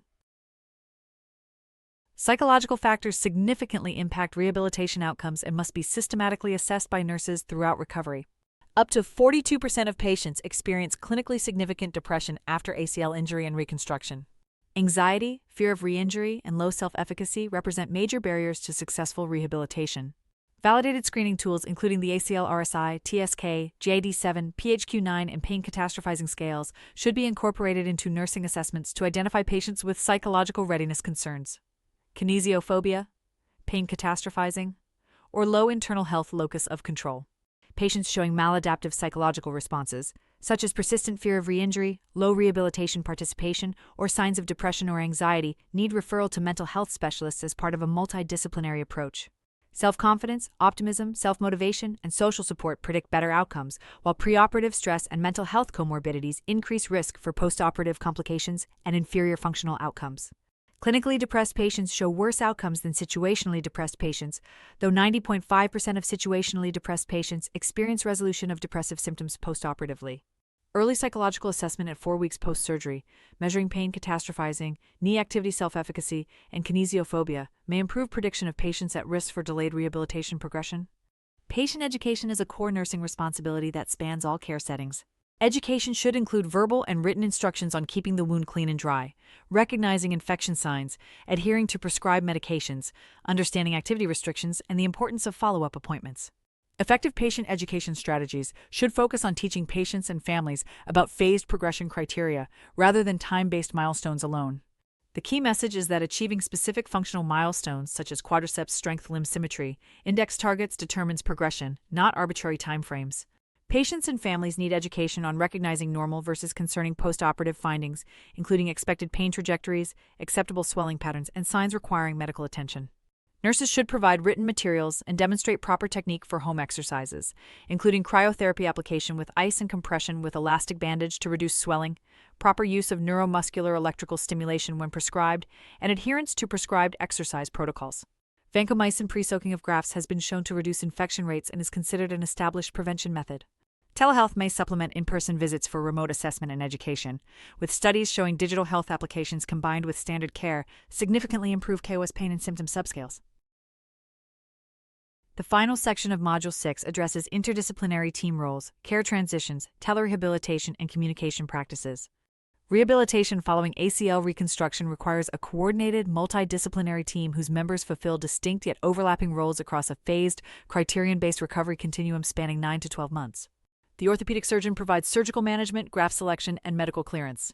The physical therapist designs and implements individualized, phase-based protocols with frequent objective assessments. Athletic trainers bridge clinical rehabilitation and sport-specific functional training. Nurses play a critical role in perioperative and early postoperative care, focusing on patient education, pain management, wound care, and monitoring for complications. Psychologists are increasingly recognized as essential, given the high prevalence of kinesiophobia, fear of re-injury, anxiety, and mood disturbances that impede recovery. Strength and conditioning specialists design advanced programs during the late and return to sport phases. Telerehabilitation has gained prominence as a supplement or alternative to traditional care. A retrospective analysis of 251 patients, including adolescents aged 14 and older, showed that remotely supervised rehabilitation yielded similar improvements in extension range of motion, muscle strength, and functional performance compared to traditional supervised rehabilitation, with only a minor transient difference in flexion range of motion at 60 days. A meta-analysis of 16 randomized controlled trials, encompassing 1,064 patients, found that digital health technologies produce meaningful improvements in rehabilitation adherence, clinically significant reductions in pain, and measurable gains in proprioception, muscle strength including both extensor and flexor peak torque, and walking ability compared to standard care. Virtual reality-based interventions significantly enhance knee function, gait parameters, and muscle peak torque compared to traditional therapy. An AI-driven brace for telerehabilitation yielded higher IKDC and KOS scores at early time points of 1 to 6 months and higher Tegner Activity Scale scores at 1 year compared to face-to-face rehabilitation. Hybrid models combining telerehabilitation with standard in-person physiotherapy represent an emerging approach. Studies demonstrate that combining digital health applications with standard care significantly improves coast pain and symptom subscales compared to isolated standard care. Collaborative goal setting in ACL reconstruction rehabilitation is operationalized through a phased, criterion-based model that structures rehabilitation into distinct stages, each defined by objective clinical milestones and functional criteria rather than arbitrary timelines. At the outset, the interdisciplinary team conducts a thorough assessment that includes physical examination, functional testing, and a detailed exploration of the patient's personal goals, sport-specific aspirations, psychosocial status, and potential barriers to recovery. Shared decision-making is emphasized, with the patient actively participating in setting short and long-term goals. Regular interdisciplinary team meetings review patient progress, reassess goals, and adjust the rehabilitation plan to ensure all providers are aligned with the patient's evolving priorities. One critical finding from the literature is the absence of formal named handoff tools or protocols developed or validated specifically for ACL reconstruction rehabilitation transitions. Surveys of American orthopedic surgeons reveal substantial variation in rehabilitation protocols and documentation practices. Patient-reported outcome measures are used by only 35% of surgeons and psychological readiness assessments by only 23%.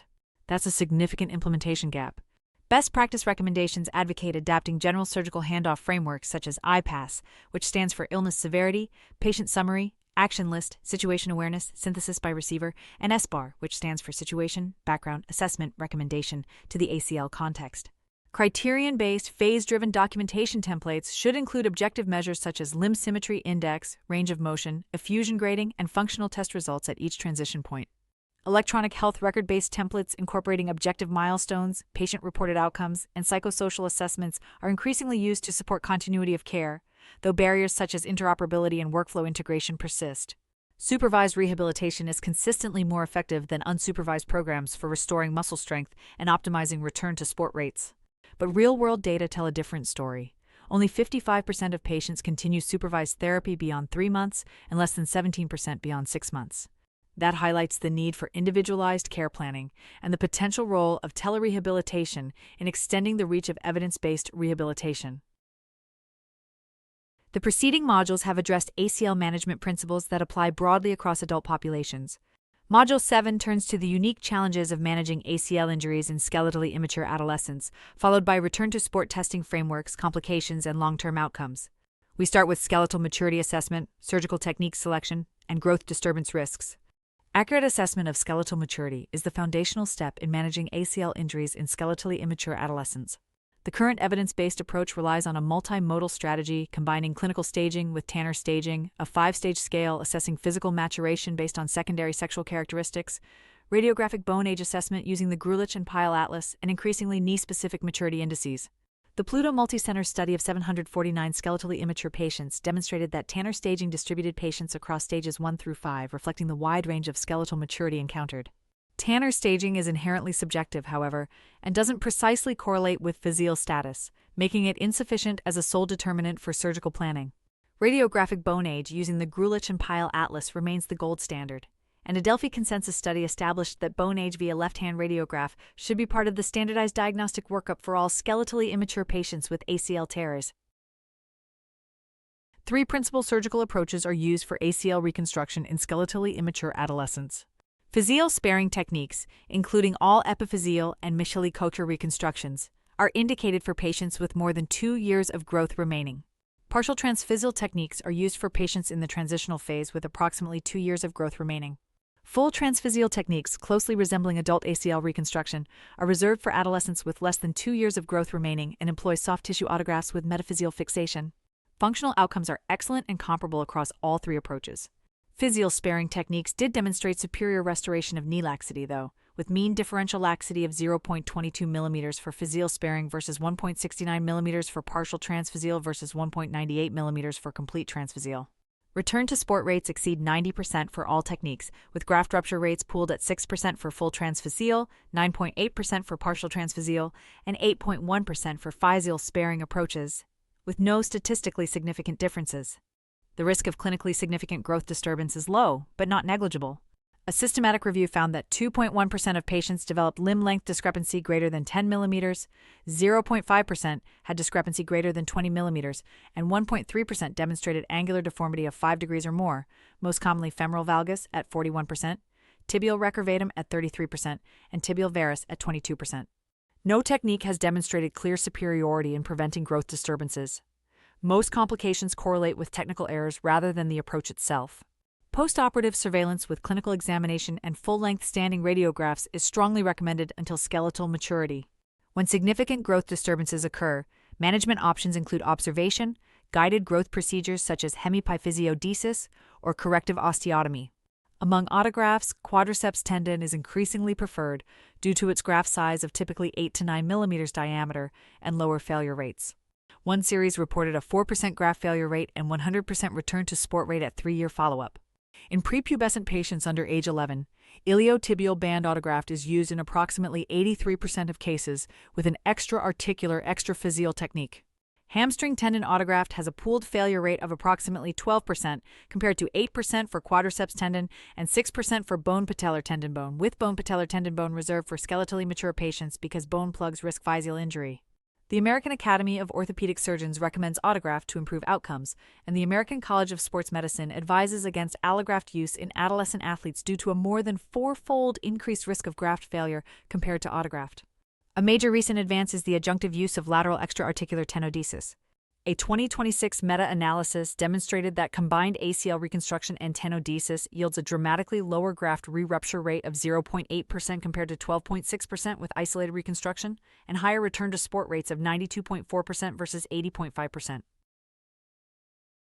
Now let's look at the consensus frameworks for return to sport decision-making, including functional hop tests, isokinetic strength, movement quality, and psychological readiness.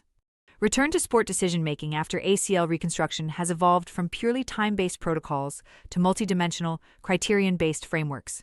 Turk and colleagues identify 4 critical criteria for a multifactorial return to sport algorithm: a minimum of 8 months since surgery, use of more than 2 functional tests, psychological readiness testing, and quadriceps and hamstring strength testing, with age and female sex as modifying patient factors.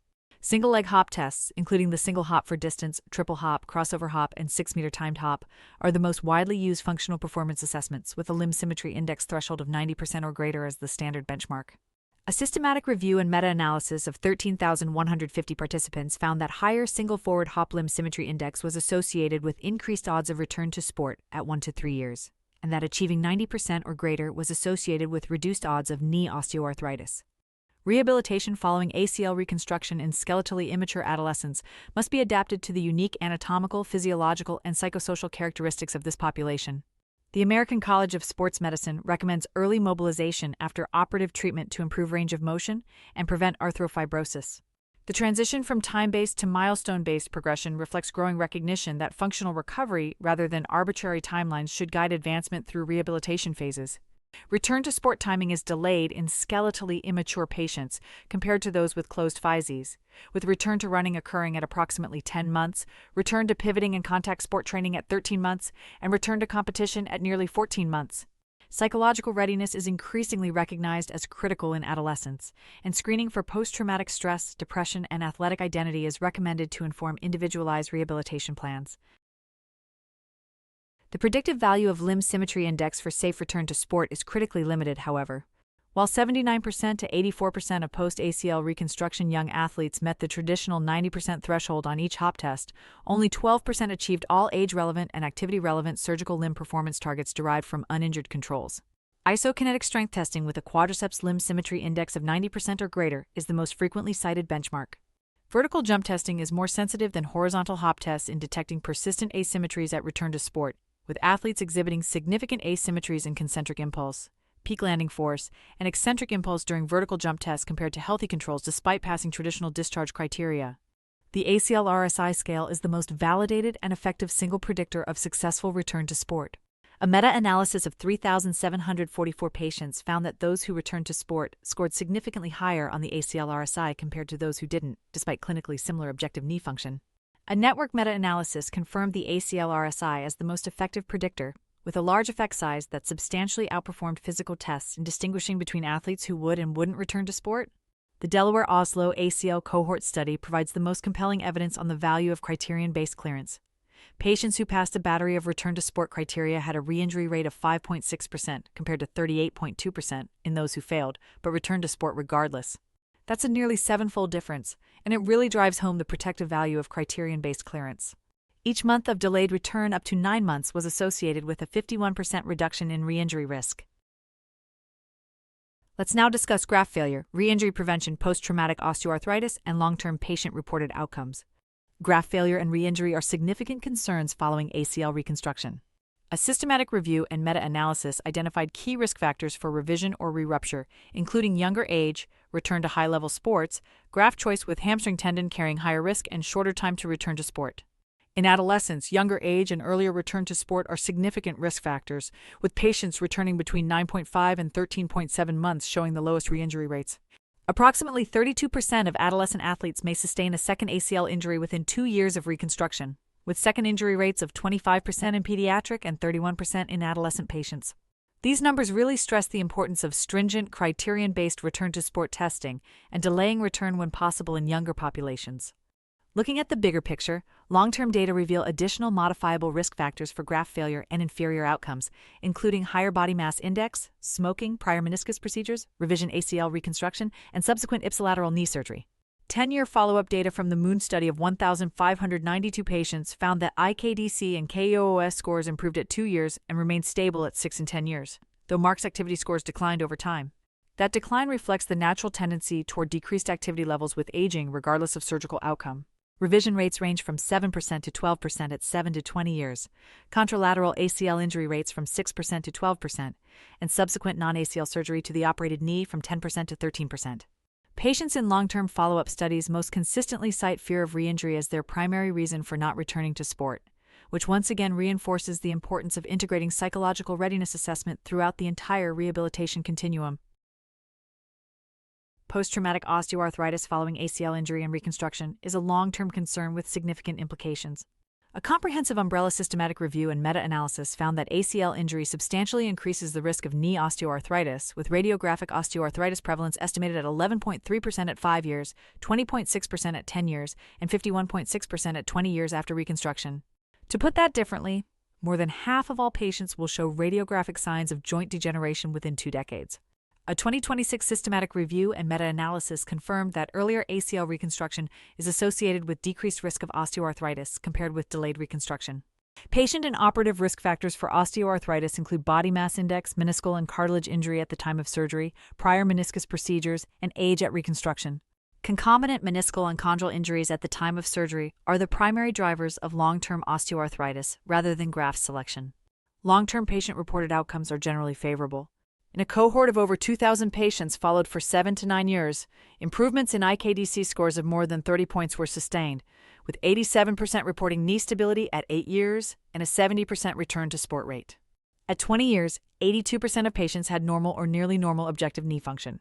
As we've discussed, fear of re-injury remains the primary barrier to return to sport in long-term follow-up.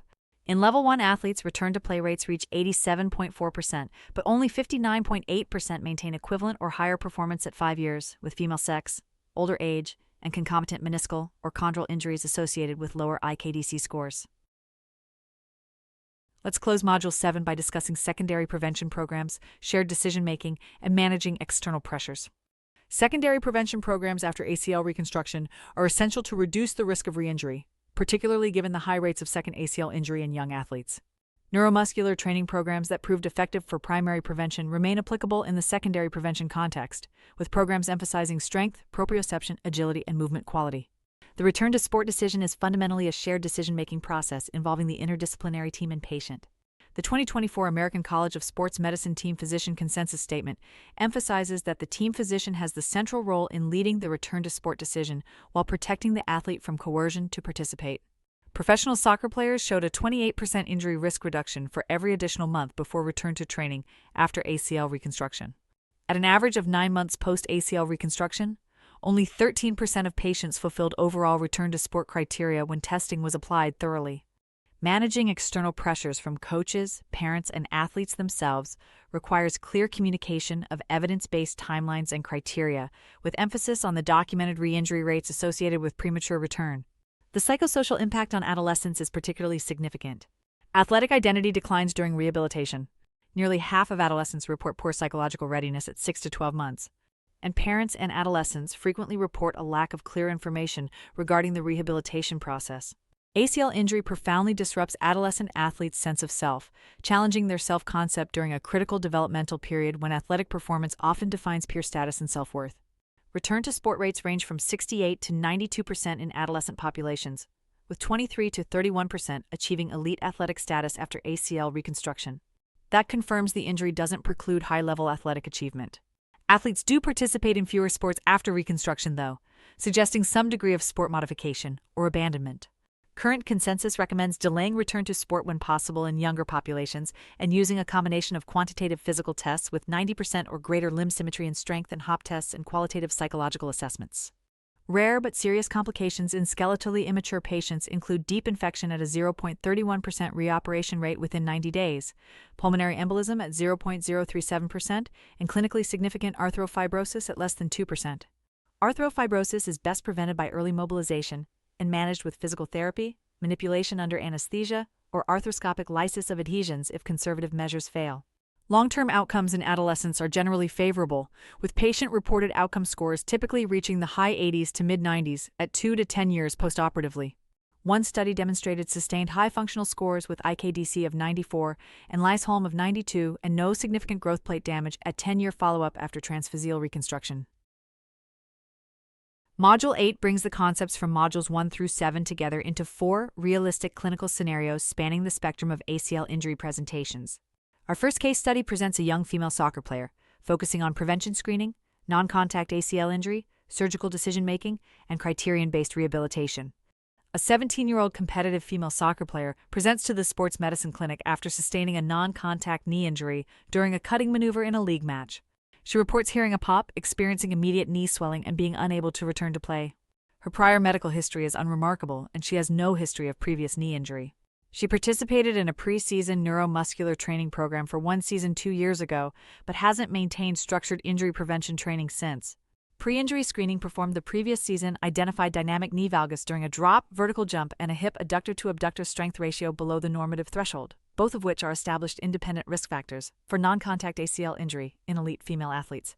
Her risk profile reflects the well-documented sex-based disparity in ACL injury, with female athletes at a 2 to 8-fold increased risk compared to males, attributable to anatomical, hormonal, neuromuscular, and biomechanical factors. On clinical examination, the Lockman test reveals 2+ anterior translation with a soft endpoint, and the pivot shift test is clearly positive, findings consistent with a complete ACL rupture. Knee effusion is 2+, and range of motion is limited to 10 to 90 degrees due to pain and swelling. MRI confirms a complete ACL tear with a characteristic lateral compartment bone bruise pattern and a small peripheral lateral meniscal tear amenable to repair. Given her age, high activity level, positive pivot shift, and concomitant meniscal tear, surgical reconstruction is clearly indicated. This is consistent with the American Academy of Orthopedic Surgeons' recommendation for early reconstruction within 3 months and the strong evidence favoring operative management in young, active patients with instability. Bone patellar tendon bone autograft is selected based on the substantially lower graft failure rates in young female athletes compared to hamstring tendon autograft, with registry data demonstrating a 2.3-fold higher revision risk with hamstring tendon in females under 22 years. A structured prehabilitation program is initiated targeting full extension, effusion resolution, and quadriceps activation to a limb symmetry index of at least 60% before surgery.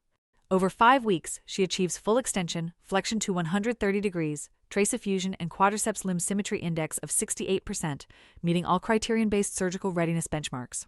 Post-operatively, a multimodal opioid-sparing pain protocol is implemented with adductor canal block, scheduled acetaminophen and NSAIDs, and cryotherapy with compression. Early rehabilitation focuses on restoring full extension by week 2, progressive flexion, and quadriceps reactivation with neuromuscular electrical stimulation. Criterion-based progression guides her through intermediate, advanced, and return-to-sport phases, with quadriceps strength limb symmetry index targets of 70% by week 9, 80% by week 16, 85% by month 6, and 90% or greater for return-to-sport clearance. At 10 months, she achieves quadriceps limb symmetry index of 92%, hop test limb symmetry index of 93%, ACL RSI score of 74, above the 68.2 threshold, and no pain or effusion, meeting all multifactorial return-to-sport criteria. A secondary ACL prevention program emphasizing neuromuscular training, landing mechanics, and ongoing monitoring is integrated into her return-to-sport plan. In contrast to the young competitive athlete in Case 1, our second case study shows how the same evidence base guides a different management pathway for an older, less active patient. This case focuses on partial ACL tear evaluation, non-operative versus operative pathway decision-making, and prehabilitation. A 34-year-old male recreational runner and occasional weekend basketball player presents with a 6-week history of knee instability following a twisting injury during a pickup game. He denies hearing a pop but reports subsequent episodes of mild giving way during lateral movements. On examination, the Lockman test reveals 1+ anterior translation with a firm endpoint. The anterior drawer test is equivocal, and the pivot shift test is negative. KT1000 arthrometer testing demonstrates a side-to-side difference of 3 mm, placing him in the functional partial tear category. MRI shows focal fiber disruption of the anteromedial bundle with continuity of the posterolateral bundle, consistent with a partial ACL tear, without evidence of meniscal or chondral injury. The distinction between functional and non-functional partial tears is clinically essential because it directly guides management. This patient's firm Lockman endpoint, negative pivot shift, and side-to-side difference of less than 4 mm indicate a functional partial tear for which structured rehabilitation with close monitoring is an appropriate initial strategy. The evidence supports this approach. The ACL SNAP trial demonstrated that rehabilitation yields outcomes approaching those of surgery in selected patients, and a living systematic review found similar long-term function and osteoarthritis rates between operative and non-operative strategies. His age of 34 is a favorable prognostic factor, too. Non-operative treatment failure rates decrease substantially with age, from 88.9% in patients under 25 to 56% in those 25 to 40 and 32.9% in those over 40. His moderate activity level, with primarily straight plane running and occasional pivoting sports, places him in the population for whom non-operative management with optional delayed reconstruction is a reasonable evidence-based option. A prehabilitation and rehabilitation program is prescribed targeting full range of motion restoration with emphasis on extension, effusion elimination, and progressive quadriceps and hamstring strengthening. Quadriceps strength is monitored with serial limb symmetry index measurements, aiming for at least 80% before return to running and 90% before any return to pivoting activities. Psychological screening using the Tampa scale of kinesiophobia identifies moderate kinesiophobia, and targeted education on prognosis, realistic outcome expectations, and graded exposure to sport-specific movements is provided. The patient is counseled that only 40 to 55% of patients return to the same activity level after ACL injury regardless of treatment strategy, and that the average activity level is 2 Tegner activity scale levels on a 0 to 10 scale grading activity from sedentary to competitive sports, below pre-injury. At 4-month follow-up, he demonstrates full range of motion, no effusion, quadriceps limb symmetry index of 88%, and no episodes of instability during progressive return to running and controlled lateral drills. He opts to continue non-operative management with maintenance strengthening and ongoing neuromuscular training, with the understanding that conversion to surgical reconstruction remains an option if functional instability develops. Case 3 presents an adolescent male football player with open physes, focusing on physio-sparing reconstruction, graft selection, and delayed return to sport. A 13-year-old male football player is referred after sustaining a contact ACL injury during a game. He reports immediate knee swelling and inability to bear weight. He is Tanner stage 2 with significant growth remaining. Radiographic bone age assessment using the Grulich and Pyle Atlas confirms a skeletal age of 12.5 years, indicating more than 2 years of growth remaining. MRI confirms a complete ACL tear with a lateral meniscal tear. The Pluto multicenter study data confirm that in patients with skeletal age less than 13, physeal sparing techniques predominate. Given his open physes and substantial growth potential, a physial-sparing all-epiphyseal reconstruction using quadriceps tendon autograft is planned. Consistent with the American College of Sports Medicine recommendation that open physes require special attention and the American Academy of Orthopedic Surgeons recommendation for autograft. Quadriceps tendon autograft is selected based on favorable graft diameter, low failure rates of approximately 4%, and avoidance of bone plugs that could injure the physes. The lateral meniscal tear is repaired at the time of reconstruction. Adjunctive lateral extra-articular tenodesis is considered given his high-risk profile for re-injury as a young contact sport athlete, with meta-analytic data showing a graft re-rupture rate of 0.8% with combined ACL reconstruction, and lateral extra-articular tenodesis versus 12.6% with isolated reconstruction. The risk of growth disturbance with lateral extra-articular tenodesis is minimal at 0.63%. Post-operative rehabilitation follows the same criterion-based milestones as adult protocols, adapted for his developmental stage. Weight-bearing is modified for the first 4 to 6 weeks, given the concomitant meniscal repair, with flexion limited to 0 to 90 degrees during this period. Rehabilitation progresses through structured phases with close monitoring of both physical milestones and psychological readiness. His parents are educated on the significance of criterion-based progression and the evidence showing that approximately 32% of adolescent athletes may sustain a second ACL injury within 2 years of reconstruction. The risk of re-injury is highest in younger patients who return to sport earliest, with patients returning between 9.5 and 13.7 months showing the lowest re-injury rates. Return to pivoting in contact sport is delayed to at least 14 months, with clearance requiring quadriceps and hamstring strength limb symmetry index of 90% or greater, hop test limb symmetry index of 90% or greater, ACL RSI score above threshold, and no pain or effusion. At 14 months, he achieves all criteria and is cleared for graduated return to football with an integrated neuromuscular training prevention program. Postoperative surveillance with clinical examination and full-length standing radiographs continues until skeletal maturity to monitor for growth disturbance. His parents are counseled on the importance of ongoing neuromuscular prevention programs, as the evidence demonstrates a 54% reduction in ACL injury risk with sustained compliance. Our final case study focuses on post-operative nursing management, including a multimodal pain protocol, complication recognition, psychosocial barriers, and interdisciplinary care coordination. A 28-year-old female recreational volleyball player undergoes ACL reconstruction with hamstring tendon autograft following a non-contact landing injury sustained 8 weeks earlier.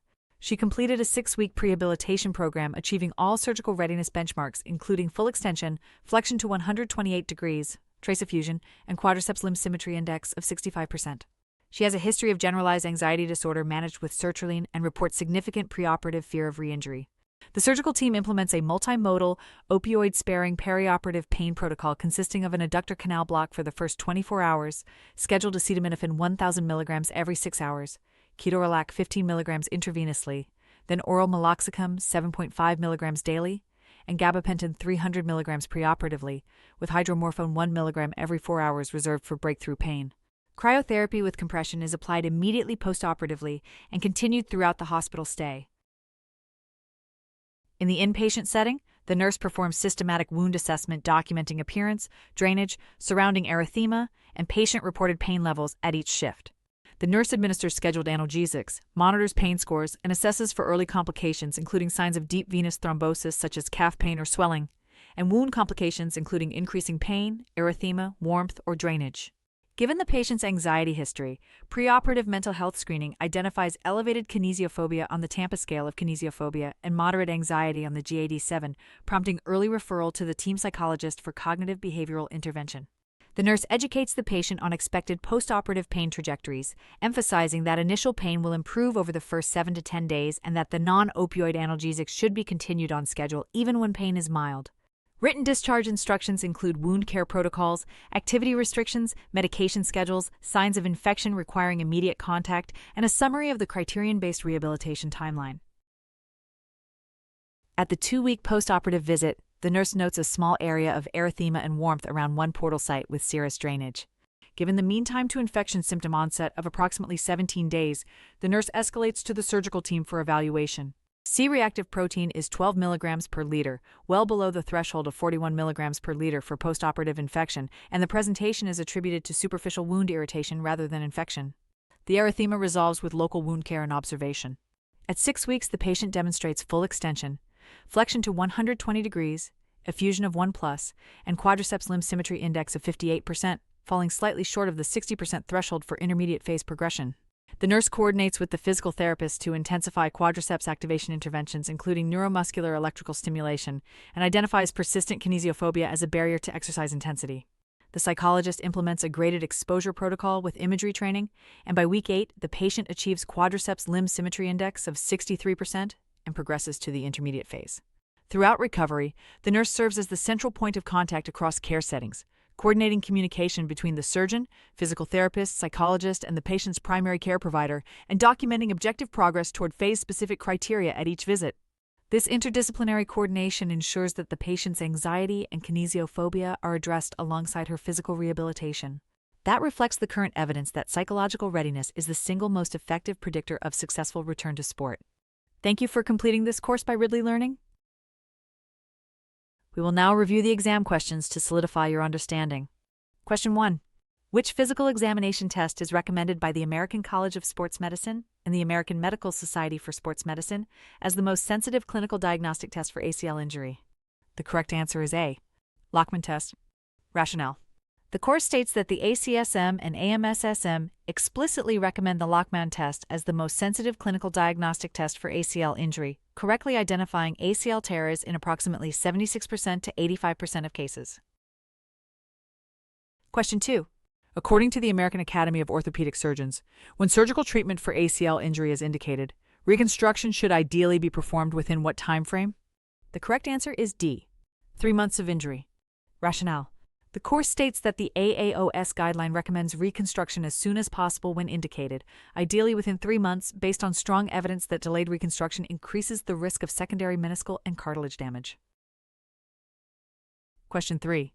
According to the course, which category of ACL injury risk factors does the American College of Sports Medicine identify as the most modifiable and the primary target for prevention programs? The correct answer is D. Neuromuscular and biomechanical factors, such as core muscle control and quadriceps to hamstring strength ratio. Rationale. The course states that neuromuscular and biomechanical factors are the most modifiable determinants of ACL injury risk and represent the primary targets for prevention programs, with the ACSM highlighting poor core muscle control, greater quadriceps to hamstring strength ratio, and gluteal muscle weakness as contributors. Question 4. When evaluating ACL injuries with MRI, clinicians must consider the prevalence of associated injuries that may alter the surgical and rehabilitation plan. According to nationwide cohort data presented in the course, approximately what proportion of ACL ruptured knees have at least one concomitant injury identified on MRI? The correct answer is B. Approximately 70%. Rationale. The course states that in a nationwide cohort, only 13% of ACL ruptured knees had no concomitant injury, while 70% had at least one associated lesion identified on MRI, underscoring the importance of comprehensive imaging evaluation. Question 5. A research team is designing an ACL injury prevention screening protocol for elite female athletes. Based on the prospective risk factor data presented in the course, which of the following variables should be weighted most heavily in their risk stratification model? The correct answer is C. Prior ACL injury. Rationale. The course states that prior ACL injury carried a nearly tenfold increase in odds, making it by far the strongest predictor among the independent risk factors identified in prospective studies of elite female athletes. In a risk stratification model, this variable should receive the greatest weight given its substantially larger effect size compared to the other biomechanical predictors listed.